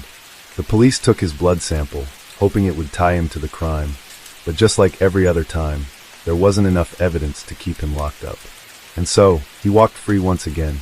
By 1991, he had married for a fourth time, somehow still managing to convince women that he was a decent man. Not only that, he was promoted to company supervisor, giving him control over multiple garbage disposal teams in parts of Kansas City. But karma has a way of creeping up, even on those who think they're untouchable. In July of 1996, one of Lorenzo's neighbors went to the police, accusing him of sexual harassment. She claimed that the harassment had been happening since September of 1995, nearly a year of torment. And yet, even after she came forward, no charges were brought against him. The result? She was the one who had to leave. She moved away, forced to uproot her life because law enforcement refused to help her. That's the reality of the world we live in. When justice fails, victims are left with no choice but to save themselves. But something strange happened after that. Lorenzo seemed to go quiet. From 1993 onward, there were no known crimes attached to his name. Friends and acquaintances began speaking about him in a positive light, as if his past had somehow been wiped clean. That is, until 2001, when the Kansas City Police Department received a multi-million-dollar federal grant to re-examine cold cases using new DNA technology. And that's when the truth finally surfaced. The blood sample taken from Lorenzo back in 1987 was tested again, and this time there was no escaping justice. Lorenzo Gilliard was conclusively linked to the murders of 6 women, including Sheila Ingold, the very woman he had been suspected of killing years before. But that wasn't all. Circumstantial evidence connected him to 6 more murders, bringing the total to at least 12 victims. His victims, women between the ages of 15 and 36, had all been killed the same way, strangled with nylon stockings, shoelaces, or wire. Their bodies were dumped in landfills, snowdrifts, abandoned buildings, vans, fields, and parking lots, discarded like trash. And yet despite the pattern, despite the overwhelming number of victims, no one had rushed to solve their cases. No one had sounded the alarm that a serial killer was hunting women in Kansas City. Why? Because of who his victims were. Most of them were sex workers, women whose society had already turned its back on. Their deaths barely made the news. Their cases were brushed aside. No headlines, no national coverage, no public outcry.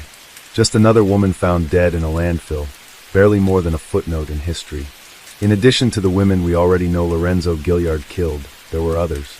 Women whose lives ended in the same brutal fashion, discarded as if they never mattered. Investigators suspected more victims, but not all of their names were made public. Then, on June 23, 2006, a breakthrough came. DNA analysis linked Gilliard to yet another murder.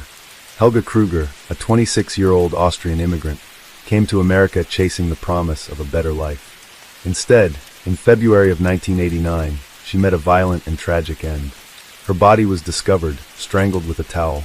The eerie similarities between her death and the others painted a chilling picture, almost like a ritual. Yet for years, no one connected the dots. And that's the real tragedy. These women were forgotten because they were seen as disposable. They weren't high-profile cases. They weren't wealthy. And many of them didn't have families desperately searching for them. Some weren't even reported missing. They were women who slipped through the cracks of society, making them the perfect prey for a man like Lorenzo Gilliard. And it wasn't until January of 2007 that Gilliard's luck ran out. His attorneys struck a deal with prosecutors. If he agreed to waive his right to a jury trial, the death penalty would be taken off the table. It was a desperate move, but one that ensured he would at least have the slimmest chance at avoiding the harshest sentence. The trial began on March 5th, and the prosecution built their case on DNA evidence, linking Gilliard to the victims. The evidence was undeniable. His DNA was found on multiple women, placing him at the scene of the murders. And yet, he never broke. Every single victim had something in common. They were all found in isolated locations. They were all strangled. They all showed signs of struggling. They were all missing their shoes, and almost every one of them had been sexually assaulted. It was a clear pattern, a signature, and it pointed straight to Gilliard. Still, he refused to admit guilt. Even when confronted with forensic proof, he insisted he had never met the victims. But when every single prostitute you've been with ends up dead, when your DNA is found on their bodies just before their murders, how do you continue to claim innocence? The arrogance of it is staggering. Maybe he thought he could talk his way out of it, just like he had for decades. Maybe he thought the justice system would fail these women one last time. But this time, his lies weren't enough. His luck had finally run out. 12 days later, on March 17, 2007, Lorenzo Gilliard was convicted of 6 murders and sentenced to life in prison without the possibility of parole. He was found guilty of killing Catherine Barry, Naomi Kelly and Barnes, Kelly Ford, Sheila Ingold, and Carmeline Hibbs. Though evidence linked him to other murders, some cases couldn't be proven beyond a reasonable doubt, so he wasn't convicted for those. But whether the courts officially acknowledged them or not, everyone knew the truth. This man had killed far more than 6 women. He was one of the most prolific serial killers in Missouri's history, and yet his name is barely spoken. Then, in 2018, Gilliard resurfaced in the public eye when British journalist Piers Morgan confronted him in a televised prison interview. Morgan didn't waste time with small talk. He asked him point blank if he thought people were stupid enough to believe his denials. The question cut through Gilliard's composure, and instead of answering, he ripped off his microphone and stormed out.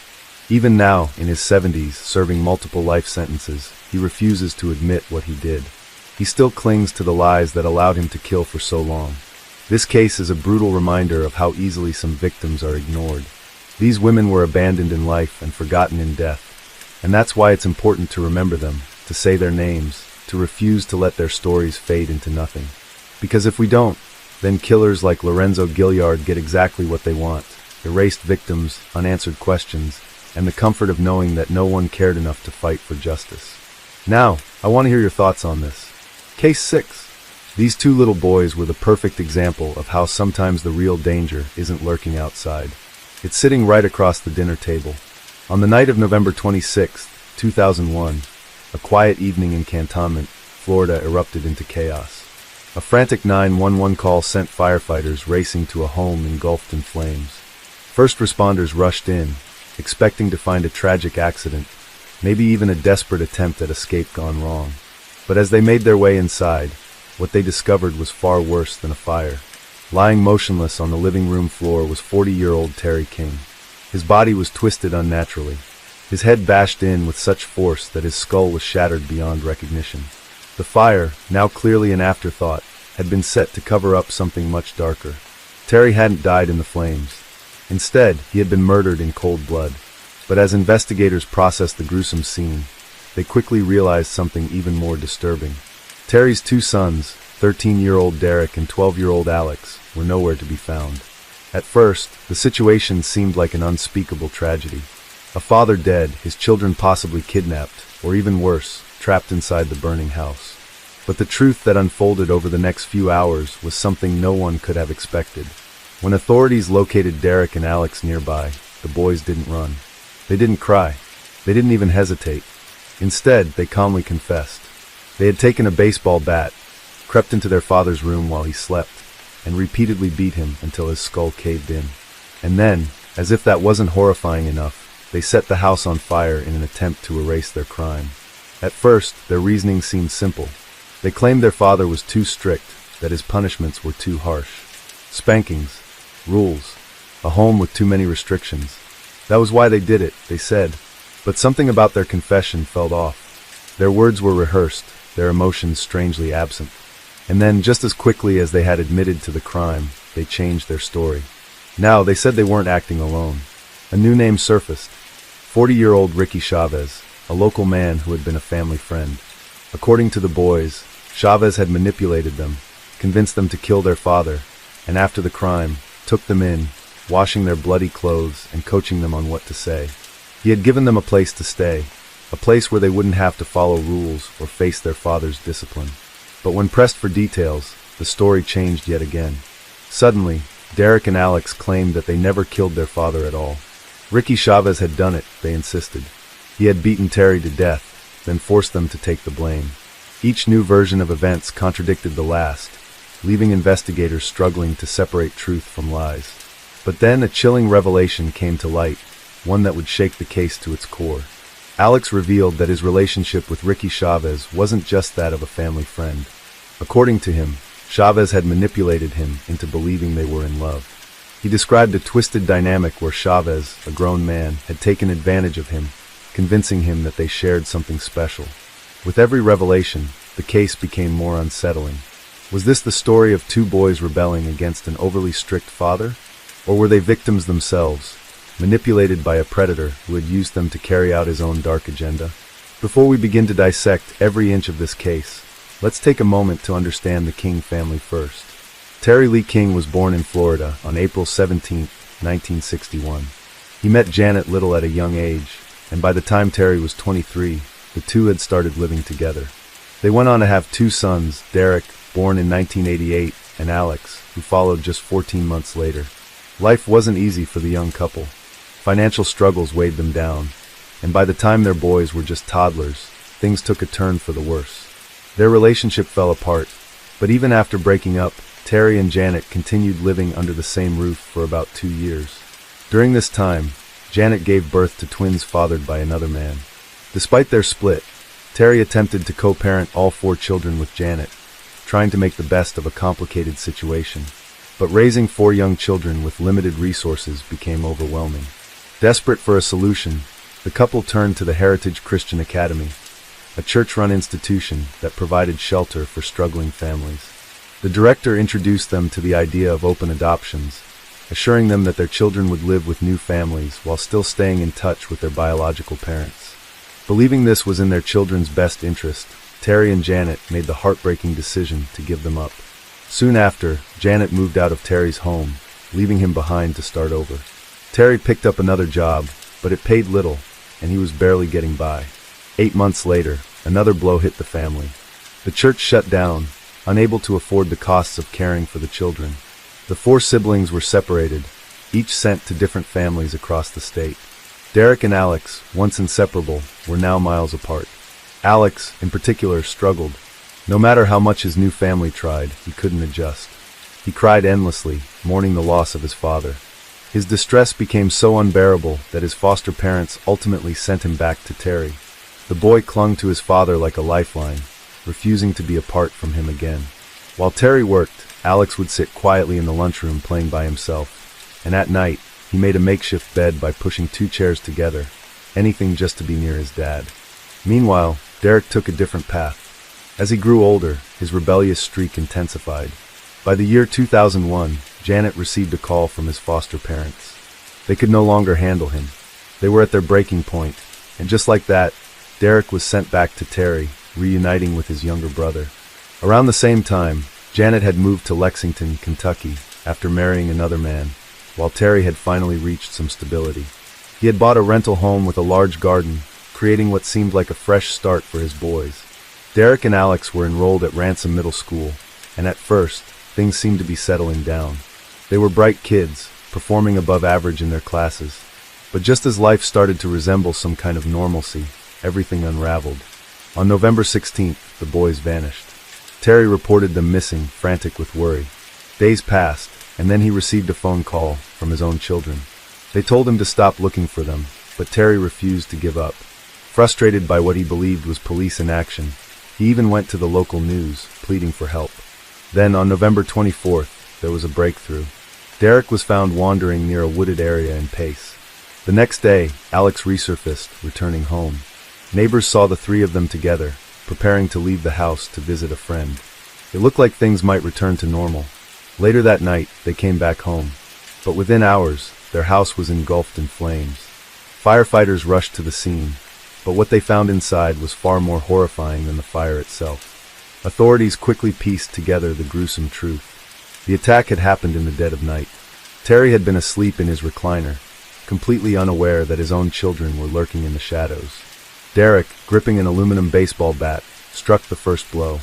Then another, and another. It was a ruthless, frenzied assault. The man who had fought so hard to keep his sons together was left unrecognizable. His skull had been shattered. As his lifeless body lay there, the boys set the house on fire, hoping the flames would erase the evidence. But fire doesn't destroy everything. Instead of seeking help, Derek and Alex fled. They didn't go to the police or a family member. They ran straight into the arms of Ricky Chavez, a man who had been lurking in the background of their lives for some time. Chavez wasn't just a family friend. He was a convicted felon with a troubling history. While Terry had been busy working hard as a single father, Chavez had been keeping a watchful eye on his boys, offering them an escape from their strict household. His home was their hideaway, a place where rules didn't apply. Investigators soon uncovered disturbing details. Chavez had more than just a casual friendship with the boys. He had introduced them to alcohol and marijuana, blurring the lines of authority. But the most unsettling revelation came from Alex himself. He confessed that he and Chavez weren't just friends. He claimed they were lovers. Chavez had manipulated him, convinced him they were in love. Authorities found letters, love notes written by Chavez to Alex, diary entries from the young boy professing his devotion to the 40-year-old man. It was clear this was grooming, and it raised a terrifying question. Had Chavez orchestrated the murder of Terry King? To understand just how deep Chavez's influence ran, you have to understand who he was in their lives. Every neighborhood has that one house, the one where kids gather, where rules are flexible, where no one asks too many questions. For Derek and Alex, that house belonged to Ricky Chavez. To some, he was just a friendly neighbor, the guy who let kids hang out at his place, play video games, and escape their troubles. But to others, there was something unsettling about him. Rumors swirled. Over the years, multiple minors had come forward with allegations of inappropriate relationships with Chavez. Yet, somehow nothing ever stuck. As a father juggling work and raising 2 kids, Terry King had no idea about Chavez's past when he first allowed his sons to spend time there. As a struggling single father, he saw it as a blessing, someone willing to watch over Derek and Alex when he was working long hours. But the relationship between Chavez and the boys became too close. Prosecutors had a tangled case on their hands. 2 minors accused of patricide, a felon with suspicious ties to them, and a defense riddled with inconsistencies in statements of 2 young, angry boys. Alex took the stand first, his testimony retelling a horrific tale. On the night of the murder, he claimed, Chavez had sneaked into the house while Terry was asleep. The brothers had been woken and led outside, told to wait in the car while Chavez carried out the evils that he had kept hidden all these years. It wasn't until they reached Chavez's home that he revealed the truth. Terry, their father, was dead. The crime, he insisted, had been for them. The alternative, he allegedly warned, was far worse. Terry would have never allowed them to live with Chavez, even if it meant taking their lives himself. As the jury absorbed the disturbing details, Derek King supported his brother's version of events, though his emotions overwhelmed him. He spoke of how Chavez had promised them a better life, a life where they would be free, taken care of, and given everything they wanted. Yet, as he tried to put into words the gravity of what had happened, his composure shattered, which revealed the confusion of a child caught in the midst of something far beyond his understanding. With the prosecution's case laid out, the defense turned its attention to one crucial element, the confession.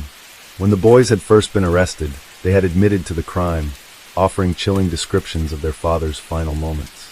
The defense seized upon this and argued that their detailed account clearly showed they had been present during the attack, not waiting outside in Chavez's car as they now claimed. The jury deliberated, reaching a decision in a short time. However, the verdict was sealed, its contents hidden until the conclusion of the second trial, the one in which Alex and Derek King, still barely more than children, would stand accused of the same crime.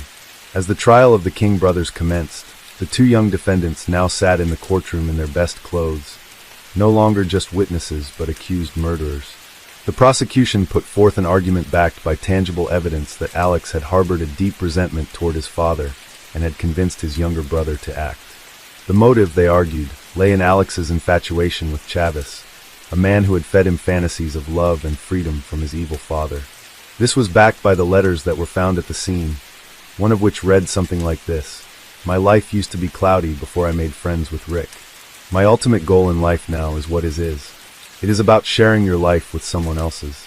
Before I met Rick, I was straight, but now I am gay. Unlike before, Derek did not testify, but Alex once again took the stand. The court listened as the prosecution introduced the deeply unsettling letters written by the boy, in which he described how Chavis had changed him, how he no longer saw himself as straight, how his ultimate goal in life was to be with the older man. These letters, the prosecution argued, showed the dangerous and strong influence Chavis had over Alex, an influence firm enough to push him toward murder. The defense, however, turned the focus back to Chavis. They painted him as a manipulative predator who had lured the boys into his grasp, exploiting their troubled home life and preying on their vulnerabilities. He had given them gifts, let them indulge in forbidden pleasures, and most importantly, convinced them that Terry King was the enemy. To Alex and Derek, he had been the savior they thought they needed, until they were left alone to take the fall. The jury weighed the conflicting narratives carefully. Were these two boys, still so childlike in their behavior, truly capable of such a heinous crime on their own? Or had they been merely pawns in a far darker game? The final answer came swiftly. In just 5 hours, the verdict was in. Alex and Derek King were found guilty. Their knowledge of the crime scene, their shifting testimonies, and their own confession ultimately convinced the jury that they had been present when their father was murdered. Case number 015612B. Verdict. We, the jury, find as follows as to count 1 of the indictment. Guilty of second-degree murder, a lesser-included offense, without a weapon. We, the jury, find as follows as to count 2 of the indictment. Guilty of arson as charged. So say we all this 6th day of September, 2002 for person Lynn Schwartz. State of Florida plaintiff versus Alex King defendant. Case number 015612B. Verdict. We, the jury, find as follows as to count 1 of the indictment. Guilty of second-degree murder, a lesser-included offense, without a weapon. Yet the court also seemed to acknowledge the complexities of the case. As most children their age prepared to return to school, Alex and Derek King prepared for a very different kind of future. A future inside the walls of Florida's juvenile detention centers. They had entered the world as victims, suspects, and pawns in a deadly game. And now they would pay for a crime whose true mastermind remained a mystery in the eyes of many. In an unconventional move, the prosecution tried both Chavis and the King brothers for the same crime. Chavis was acquitted despite the damning letters and his attempts to cover up the murder. The King brothers, however, were convicted of second-degree murder on September 6, 2002. But in yet another twist, the judge overturned their convictions, citing violations of due process. Rather than face another trial, the prosecution and defense reached a plea deal. Both Derek and Alex pleaded guilty to third-degree murder. Derek was sentenced to 8 years, Alex 7. But was justice truly served? Why did nobody consider the disturbing relationship of a minor with a convicted felon? Almost nobody would ask this question. Derek and Alex King entered prison as children and left as men. Long after the trials had ended and the headlines had begun to fade, the King brothers still had those who remained invested in their fate. Among them was journalist and writer Catherine Medico, whose interest in their case had shifted from professional to deeply personal. What had started as research for a book had transformed into an emotional bond, particularly with Alex. She had spent months exchanging letters with him, their conversations stretching over long phone calls. But it wasn't until late 2002 that she finally met him in prison. From the moment they were face to face, she felt an instant connection, as though he were a child in desperate need of care. Catherine was not alone in this sentiment. In different corners of the country, strangers had been drawn to the case, outraged by the way 2 children had been thrust into the adult legal system. Their frustration turned into action, culminating in the formation of the King Brothers Trust in 2003. Lisa Drew Alton spearheaded the initiative, determined to provide support for the boys once they were released. It was, she believed, a gesture of faith, an assurance that despite their past, they would not have to navigate their future alone. Among those who became involved was Dan Daly, a widower and freelance writer from Texas. Through online discussions about the case, he had connected with Lisa, who suggested he send Derek books in prison. A simple act of kindness turned into something much more when he received a heartfelt thank you letter from the boy. That letter marked the beginning of an unexpected friendship. Over time, they corresponded frequently, and Daly made the long drive to Florida several times to visit Derek behind bars. He was struck by the boy's openness, the way he spoke about his guilt without hesitation. For Daly, the relationship was not about the notoriety of the case, but about helping a young life find direction after a tragic past. As Alex and Derek spent their formative years behind bars, these unlikely supporters waited for them on the outside. But there remained a looming question. Were the boys worth saving? Would they emerge from prison rehabilitated? Or would they become hard-hearted criminals like so many before them? When Alex King finally walked free, he did not dwell on the past. At 19, nearly a year and a half out of prison, he presented himself as someone who had left the darkness behind. He had built a new life, one he never imagined possible, with a family that embraced him as one of their own. Prison had changed him, though for years he had felt emotionally numb, disconnected from reality. The full weight of his circumstances had not sunk in until he made a reckless mistake, one that nearly cost him his freedom all over again. In April 2005, with 3 years remaining on his sentence, Alex and another inmate attempted an escape. Their plan had been amateurish at best, stuffing their beds to make it appear as though they were still sleeping, then slipping into a classroom where they attempted to climb through the ceiling. The plan failed, and they found themselves right back where they started, caught before they even had a chance to make it beyond the walls of the facility. The consequences were severe. Arrested and booked on new charges, Alex faced the terrifying possibility of an additional 15 years behind bars. It was then that Catherine Medico rushed to see him, shaken by the news. When she expressed her worry, his response was dismissive. She wasn't his mother, he told her, but she refused to accept that. In her eyes, Alex was as much her child as her own biological children. Something in that moment shifted. The next time she received a letter from him, it was addressed simply, "Dear Mother." From that day forward, he never called her anything else.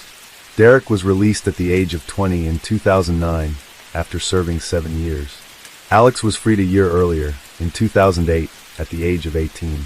But freedom didn't guarantee a new beginning. Alex King's life had been anything but ordinary. From a troubled childhood to a high-profile murder trial, his past had always loomed over him like a shadow he could never escape. And now, at just 35 years old, his story had come to a tragic end. For years, Alex struggled with drug addiction, a battle that, according to his uncle Greg King, had consumed him. The last time Greg saw Alex was 5 years ago in Pensacola. He had urged his nephew to enter a rehab program, but Alex found it difficult to handle confinement yet again. Whether it was prison walls or the strict rules of rehab, he always found a way to run. On April 14th, Alex was found unresponsive in Missoula, Montana, after a drug overdose. Doctors at Providence St. Patrick Hospital fought to save him, but the damage had been done. It wasn't his first overdose in recent weeks. In fact, the doctor treating him recognized him immediately. Alex had already been in the hospital several times before. This time around, however, he wasn't so lucky. His heart had stopped.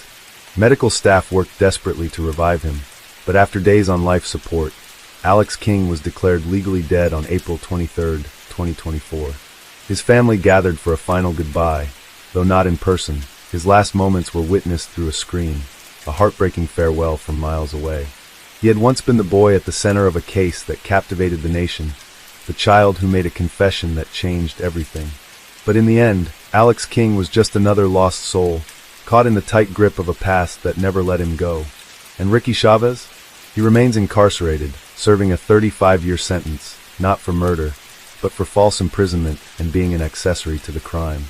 The murder of Terry King also ignited a media firestorm. Were the boys victims of abuse or cold-blooded killers?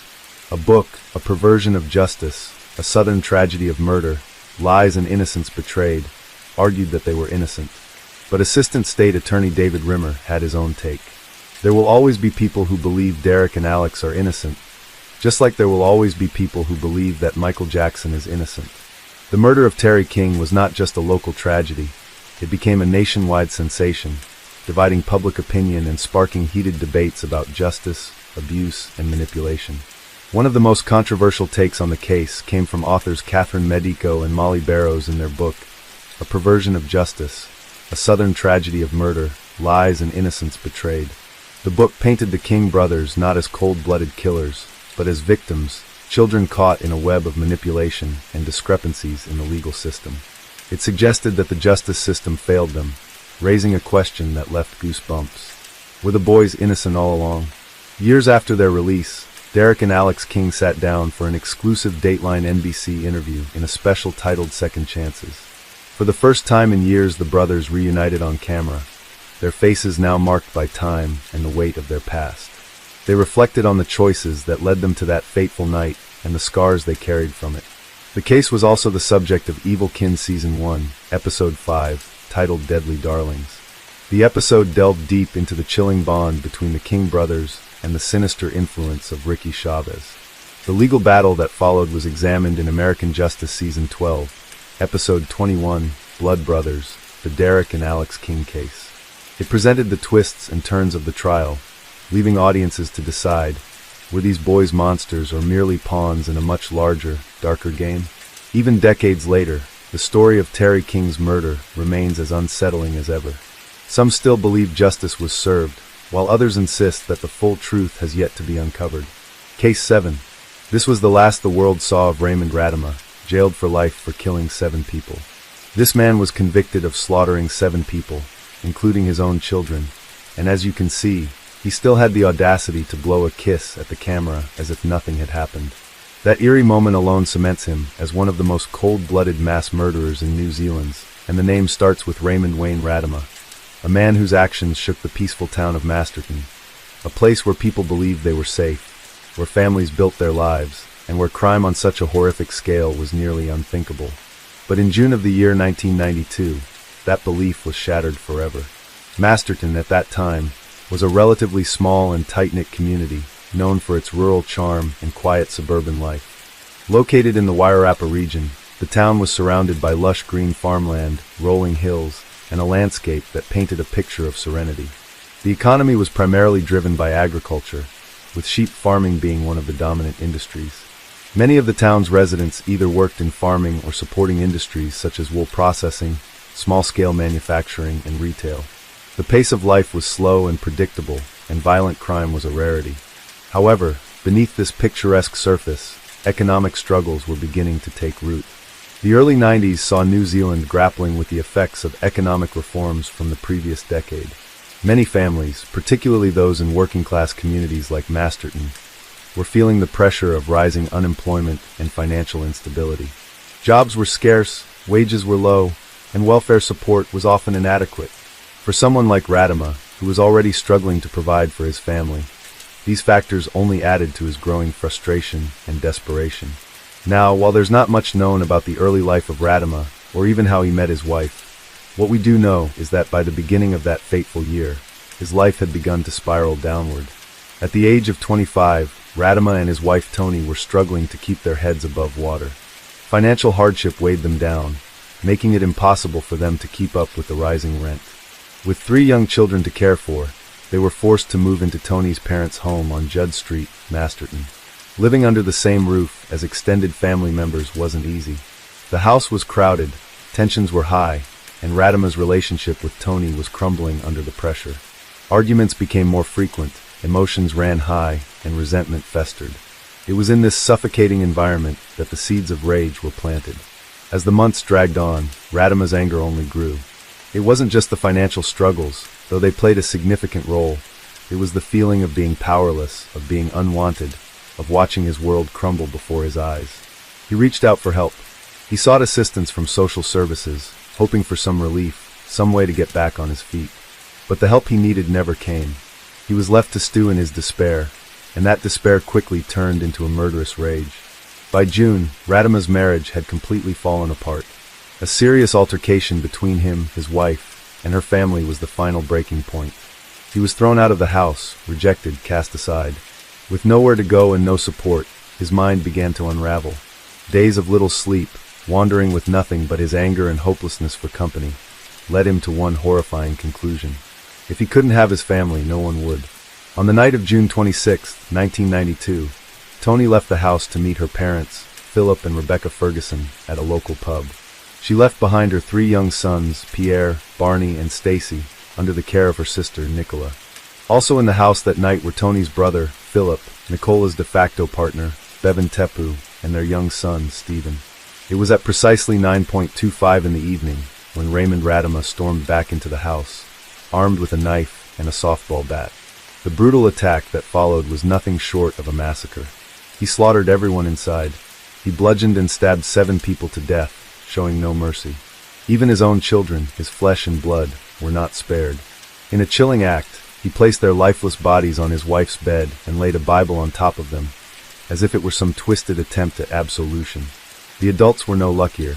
He piled their bodies on top of one another in another bedroom, stacking them like objects in a scene too gruesome to comprehend.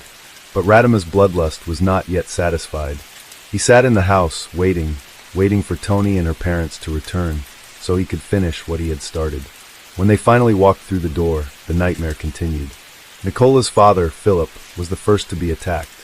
Radama swung the softball bat with full force, striking him in a brutal assault. But this time things did not go according to plan. In the chaos, Tony managed to escape, running for her life to call for help. When the police arrived, the carnage they witnessed would haunt them for the rest of their lives. Blood soaked the floors, lifeless bodies filled the rooms, and in the midst of it all was Raymond Radama, subdued, restrained, and no longer in control. Nicola's father, Philip, had overpowered him, preventing an even greater tragedy. The news of the massacre spread like wildfire. New Zealand had never seen such a horrifying crime. A father, a husband, a son-in-law, someone who was supposed to protect his family, had instead wiped them out in cold blood. The community of Masterton was left reeling, struggling to understand how something so monstrous could have happened in their quiet town. Radama was arrested on the scene and taken into custody.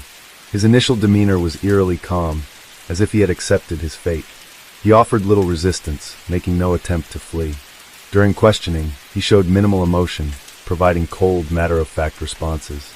Investigators were disturbed by his apparent lack of remorse. When Radama stood trial, the nation watched in shock. He expressed remorse, but the sheer brutality of his crimes left many wondering if it was genuine or merely an attempt to save himself from the harshest punishment.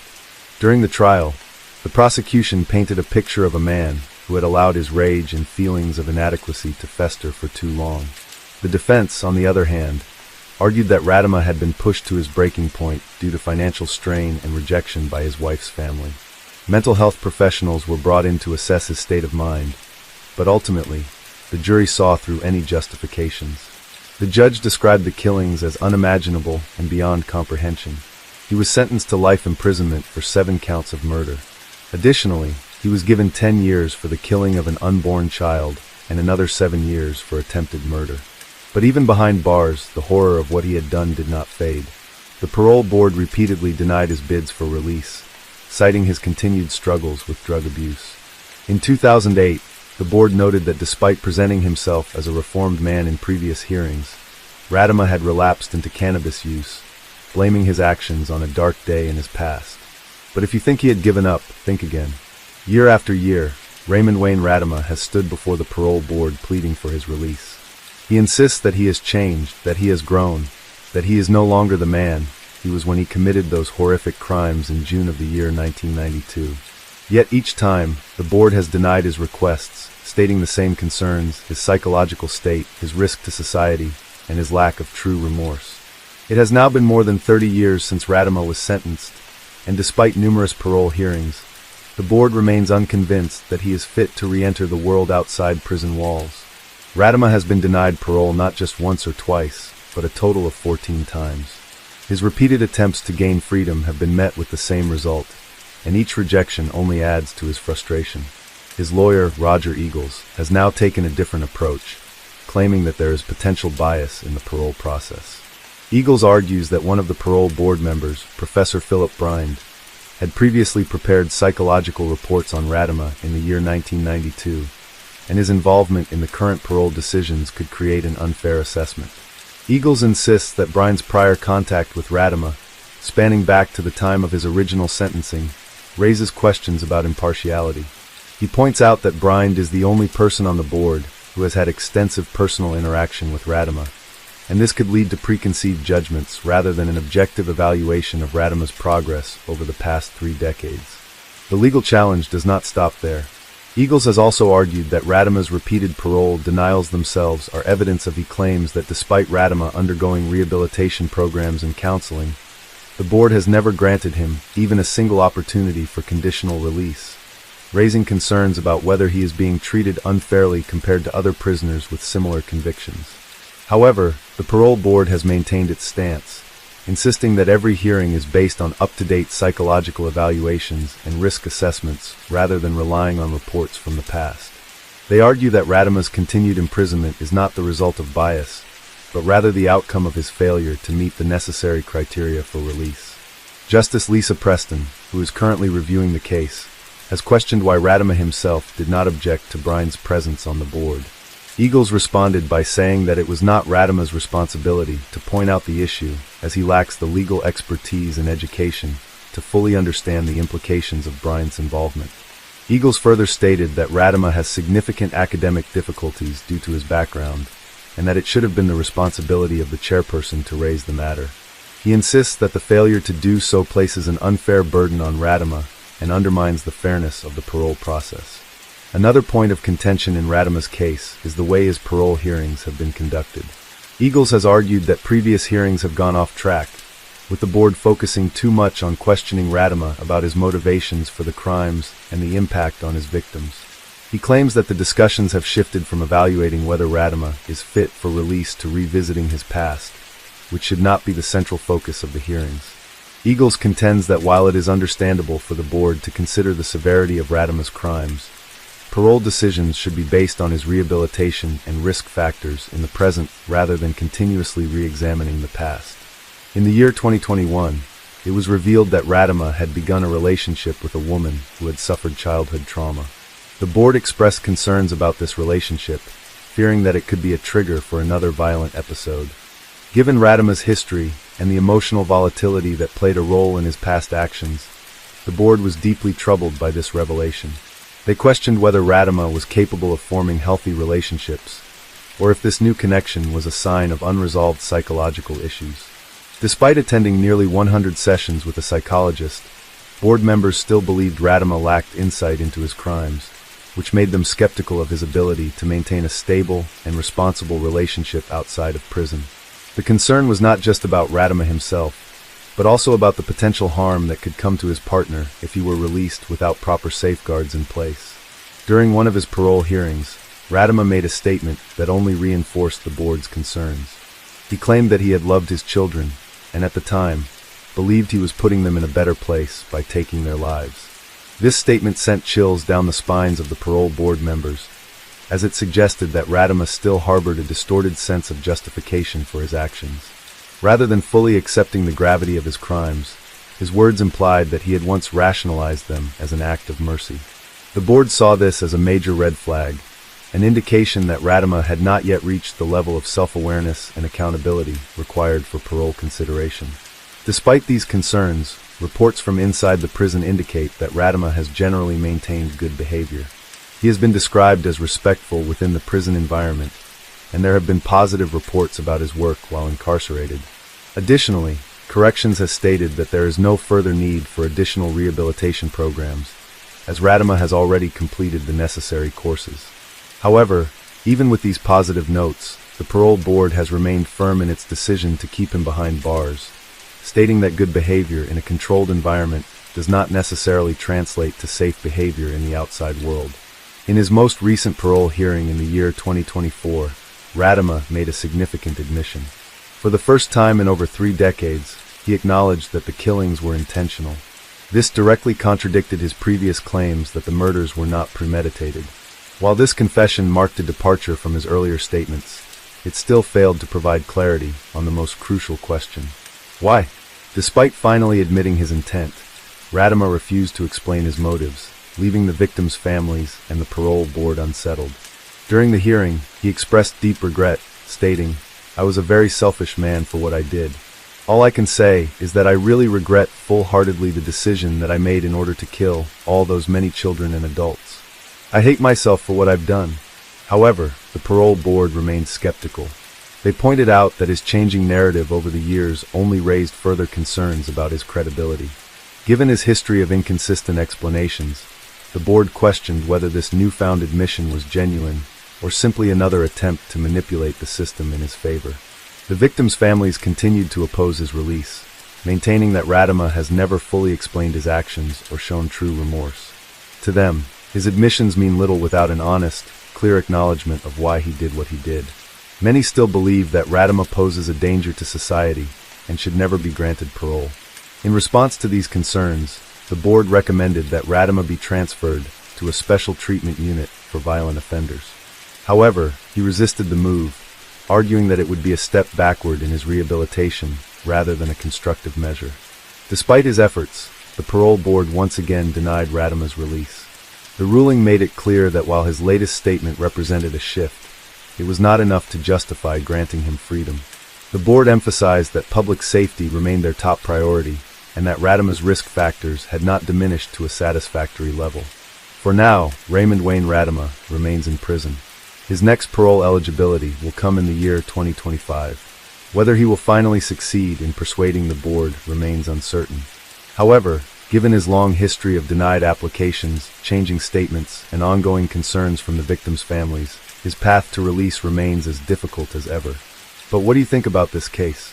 Do you believe Raymond Radama should be released, or do his actions and shifting statements prove that he is still a danger to society? Should the parole board continue denying his requests, or do you think he has shown enough remorse to deserve a second chance? Let me know your thoughts in the comments below. I'd love to hear your perspective on this case. And before anything else, I want to give a special shout out to Isabel Enzid for the recommendation to cover this case. Case 8. On the night of December 12, 2011, Brittany Eldridge was just 2 weeks away from meeting her baby boy, Ezekiel. She had spent months preparing for motherhood, filled with excitement and hope. But by the next morning, something was terribly wrong. When Brittany didn't show up for work, concerns spread quickly. She was always reliable, never the type to just disappear. Calls went straight to voicemail. Then her mother, Robin, decided to check on her at home, not knowing she was about to walk into a nightmare. The front door was unlocked, the apartment was a mess, and what she found inside would change everything. Who would do something like this to a woman about to start a new chapter in her life? And why, after all these years, does her case remain unsolved? Brittany Caroline Eldridge came into the world on January 13, 1986, born to Robin and Jeff. She grew up in Knoxville, Tennessee, alongside her brother Jeffrey. From an early age, Brittany was known for her warm heart and infectious kindness. She had a way of making everyone feel special, radiating positivity wherever she went. Her family meant everything to her. According to those closest to her, Brittany had a deeply romantic soul, always dreaming of love and connection. Her brother considered her his best friend, and she had a unique ability to connect with people of all backgrounds.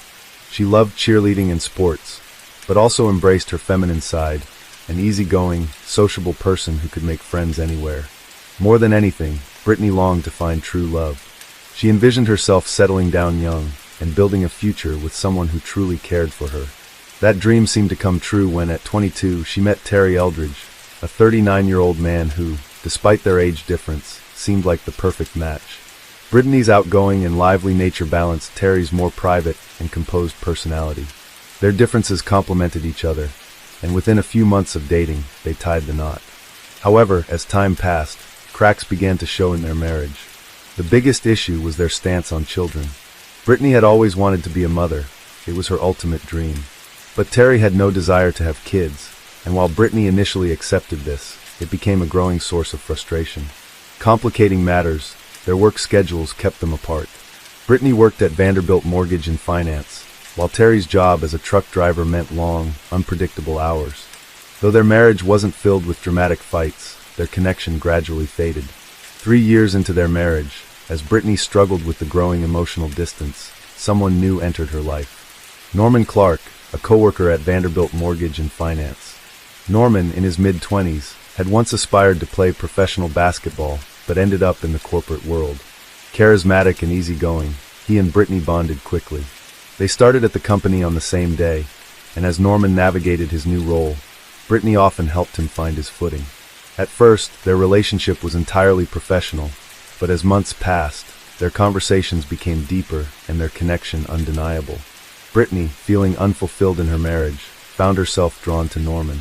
Before long, their friendship turned into something more, something they had to keep a secret. For months, Brittany and Norman carried on their relationship discreetly, meeting outside of work and keeping their communication private. But secrets rarely stay hidden forever. In February 2011, Terry discovered Brittany's affair. The betrayal devastated him, and after much heartache, he and Brittany decided to separate. She moved into her own place at the Cross Creek apartment complex on Western Avenue in Knoxville, while Terry initiated divorce proceedings. Now free from her marriage, Brittany and Norman became more open about their relationship. Their bond deepened, and life seemed to be taking a new direction, until another unexpected twist emerged. Brittany had news that would change everything. She was pregnant with Norman's child. But there was a complication. Brittany and Norman never had an exclusive relationship. In fact, Norman himself described what they had as a casual arrangement, more of a friends-with-benefits situation than a committed partnership. What Brittany didn't know, however, was just how many women Norman had been seeing at the same time. During an interview, Norman admitted to being involved with at least 15 to 20 different women while he was with Brittany. To make matters worse, none of them were aware of each other. One of these women had even given birth to his child, meaning Brittany wasn't the only one carrying his baby. It was an unsettling revelation, though perhaps not entirely surprising. After all, a relationship that starts as an affair doesn't exactly begin with trust and honesty. But despite his questionable behavior, Norman had a soft spot when it came to fatherhood. When Brittany told him she was pregnant, his reaction was unexpected. He was thrilled.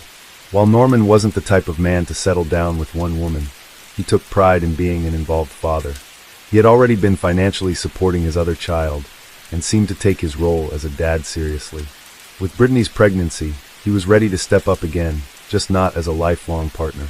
As Brittany's pregnancy progressed, she finalized her divorce from Terry and continued seeing Norman, though their relationship remained complicated. The two attended prenatal appointments together and even picked out a name for their baby boy, Ezekiel. For the most part, Brittany's life seemed to be falling into place.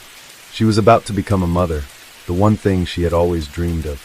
But just weeks before reaching that milestone, everything took a devastating and tragic turn.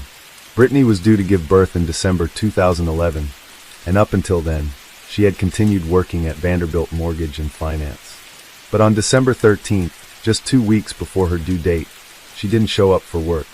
Her absence raised immediate concern. Brittany was known for being responsible, and if she had planned to take the day off, she would have let someone know. Given how far along she was in her pregnancy, her coworkers feared the worst, that something might have gone wrong. One of Brittany's closest friends and colleagues, Andrea, was also one of the few people who knew about her relationship with Norman. Sensing that something wasn't right, Andrea went to Norman and suggested that he contact Brittany's mother, Robin, to check in on her. Norman called Robin right away, asking if she had seen or heard from Brittany. The question sent a wave of dread through Robin.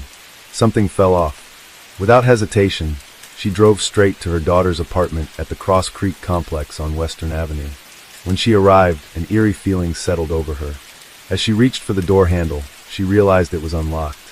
The door creaked open effortlessly, sending a chill down her spine. Stepping inside, she was met with a disturbing sight. The living room was in complete disarray. Brittany's television had been ripped from the wall and lay shattered on the floor. Her purse had been dumped out, 2 laptops were scattered nearby, and the entire scene screamed of chaos. Robin's stomach tightened. She knew something terrible had happened. Before going any further, she did the only thing she could think of. She called 911. As she spoke to the dispatcher, she was instructed to check the apartment for Brittany and see if she was inside. Robin hesitated, but did as she was told, making her way down the hallway toward the bedroom. That's when she heard it, the faint sound of running water. Her breath hitched as she followed the noise, her heart pounding harder with every step. When she reached the bathroom, she slowly pushed the door open, and what she saw would haunt her forever. Brittany was there, lying lifeless in the overflowing bathtub. The sight was too much to bear. Overcome with horror, Robin ran from the apartment, unable to process what she had just seen. Moments later, the police arrived, securing the scene and confirming what Robin already knew. Her daughter was gone. Brittany had been strangled. Her injuries left no doubt that she had fought for her life. But the pain didn't end there. In the cruelest twist of fate, baby Ezekiel hadn't survived either. Authorities immediately launched an investigation. They removed Brittany's body for an autopsy, hoping forensic evidence would point to her killer. Meanwhile, her friends and family reeled from the devastating news, struggling to understand how something so horrific could have happened. At first glance, the theory of a robbery gone wrong seemed plausible. Brittany's apartment complex had recently experienced a string of break-ins, making it easy to assume that she had been the latest victim. But as investigators dug deeper, they began to question whether this was really the case. If Brittany had been targeted by a burglar, why was nothing of value taken? Her debit card, which had a note with a PIN number attached, remained untouched. Other valuables, including her laptops, were still in the apartment. It didn't make sense. The police were left puzzled. Violent home invasions typically don't end with the victim's life being taken, while leaving behind all the valuables. The more they examined the scene, the more it seemed like someone had staged the break-in. It appeared as though whoever was responsible had wanted it to look like a robbery, but the details didn't line up. There was no sign of forced entry, which meant Brittany had likely let her attacker in willingly, or that the person already knew how to access her home. With this in mind, the police quickly shifted their focus. This was no burglary. This was a homicide. When investigators informed Norman about Brittany's death, his reaction was caught on a dashcam. The moment he heard the news, he broke down in tears, visibly distraught, repeating, "What happened? That's my family. That's my baby." His emotional response was raw, but the police weren't ready to rule him out just yet. Given the brutal nature of the crime, investigators strongly believed that Brittany had been attacked by someone she knew, someone with motive, and Norman, her former lover and the father of her unborn child, was at the top of their list. The questioning began immediately. Norman answered every question without hesitation, even voluntarily providing his DNA without a lawyer present. Then, Brittany's autopsy results came in, adding a new layer to the investigation. It was determined that Brittany had been deceased for about 12 hours before she was found. More importantly, forensic analysis revealed 2 unidentified male DNA samples on her body. The police quickly compared one of them to Norman's, expecting a match, but to their surprise, it wasn't his. Now, investigators were left with more questions than answers. If Norman wasn't the source of the DNA, who was? They turned to Brittany's family for more insight into her relationship with Norman. According to her mother, Robin, Norman had always been affectionate toward Brittany. However, tensions had been building ever since Brittany announced her pregnancy. At the time, Norman had been struggling financially. He was drowning in debt, facing pressure from collectors, and even living in his parents' basement. The police couldn't ignore the possibility that the financial burden of another child had pushed him over the edge. But if Norman was responsible, how had he done it? Investigators needed to establish his whereabouts on the night of December 12th, the last time Brittany was seen alive. Text messages between the two showed that they had planned to meet at her apartment that evening to discuss their future and the baby. When questioned, Norman insisted he never made it. Instead, he claimed to have spent the night with another woman, Leanne Hahn. Leanne confirmed that she had heard Norman arriving at her home around 10:30 p.m. that night. However, phone records told a slightly different story. Norman's phone had been traced to the area near Brittany's apartment that evening. Then, at some point after 9 p.m., he turned his phone off. This raised red flags for investigators. Why would he suddenly go off the grid? And why was he near Brittany's apartment when he claimed he never went there? At the same time, police also investigated Brittany's ex-husband, Terry, but he was quickly ruled out. He had been out of town during the time of the crime, and his DNA didn't match the unknown samples found at the scene. Despite having no physical evidence directly linking Norman to the crime, police strongly believed he was involved. The motive was there. His phone records placed him at the scene. There was no forced entry, suggesting Brittany had let her attacker in willingly. But the presence of 2 unknown DNA samples complicated the case. Still, authorities moved forward. With their suspicions locked in on Norman, they arrested him and charged him with 2 counts of first-degree murder, one for Brittany and one for baby Ezekiel. Norman, however, pleaded not guilty. As his trial approached, it became clear that this would be no straightforward case. In fact, there wouldn't be just one trial, but 2. The first trial, held in August 2015, nearly 4 years after Brittany's death, was intense. The prosecution argued that Norman was overwhelmed with financial stress and saw Brittany's pregnancy as yet another burden. They believed that, on December 12th, he had followed through on their planned meeting, attacked Brittany in her bathroom, and staged the scene to look like a robbery. The evidence seemed to support their claims. Norman had a clear motive. His phone records contradicted his alibi. There was no sign of forced entry, further suggesting that Brittany had willingly let her attacker inside. But one major issue remained: the DNA. If Norman had committed the crime, whose DNA had been found on Brittany? Prosecutors theorized that Norman hadn't acted alone. They suggested he may have had an accomplice, someone who had helped him carry out the attack. But without concrete proof, this remained speculation. Then, the trial took another unexpected turn. A key piece of evidence was introduced: Brittany's diary. Among Brittany's personal belongings, investigators discovered a diary, one that gave them an unfiltered look into her thoughts and emotions leading up to her death. The entries painted a heartbreaking picture of her relationship with Norman. She wrote things like, "I deserve better. He never asks how I'm doing or how the baby is doing. I miss the person he used to be. Why does he seem so secretive sometimes? I do have to wonder if he's seeing someone else or multiple people. I wish he cared about me like he used to." These words revealed a growing sense of disappointment and isolation. It was clear that Norman had changed after learning about her pregnancy. But did this mean he had a motive to harm her? The defense argued otherwise. They maintained that Brittany had been the victim of a burglary gone wrong, pointing to the unknown male DNA found on her body. Their biggest argument, however, was the complete absence of Norman's DNA at the crime scene. If Norman had physically attacked Brittany, they argued, traces of his DNA should have been left behind. Given the apparent struggle that had taken place, they found it unlikely that he could have committed the crime, cleaned himself up, disposed of any incriminating evidence, staged the scene, and left the apartment without leaving behind a single shred of forensic proof. The defense also pushed back against the idea that Brittany's diary indicated any real danger. While her words expressed frustration and sadness, they weren't evidence of physical violence or threats. To them, the prosecution was grasping at straws.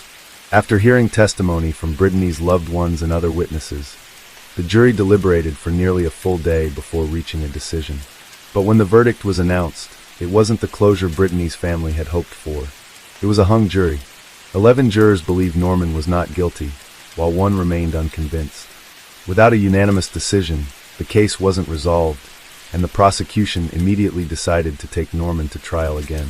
For Brittany's family, it was another crushing setback. They had spent years searching for justice, and after all the effort, they were still left without answers.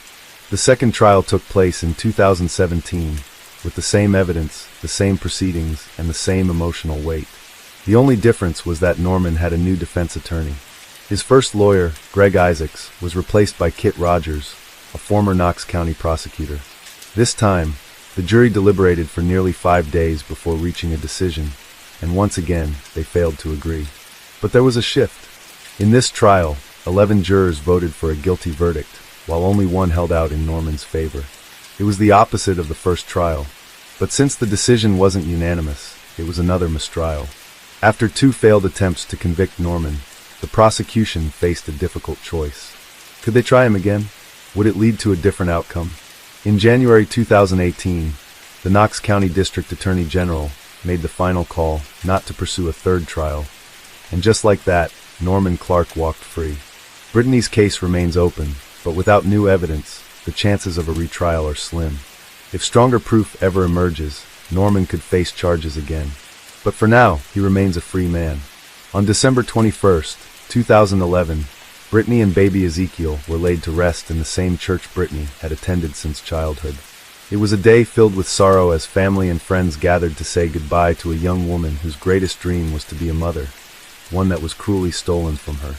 The Knoxville community stood by Brittany's family, offering their support, but no amount of kindness could undo the devastation they had suffered. Years have passed, but the wounds remain open. To this day, no one has been held accountable for what happened to Brittany and her unborn son. Was Norman responsible and simply got away with it? Or is the real perpetrator still out there, their secret buried with time? Brittany's family continues to wait for answers, for justice, for closure.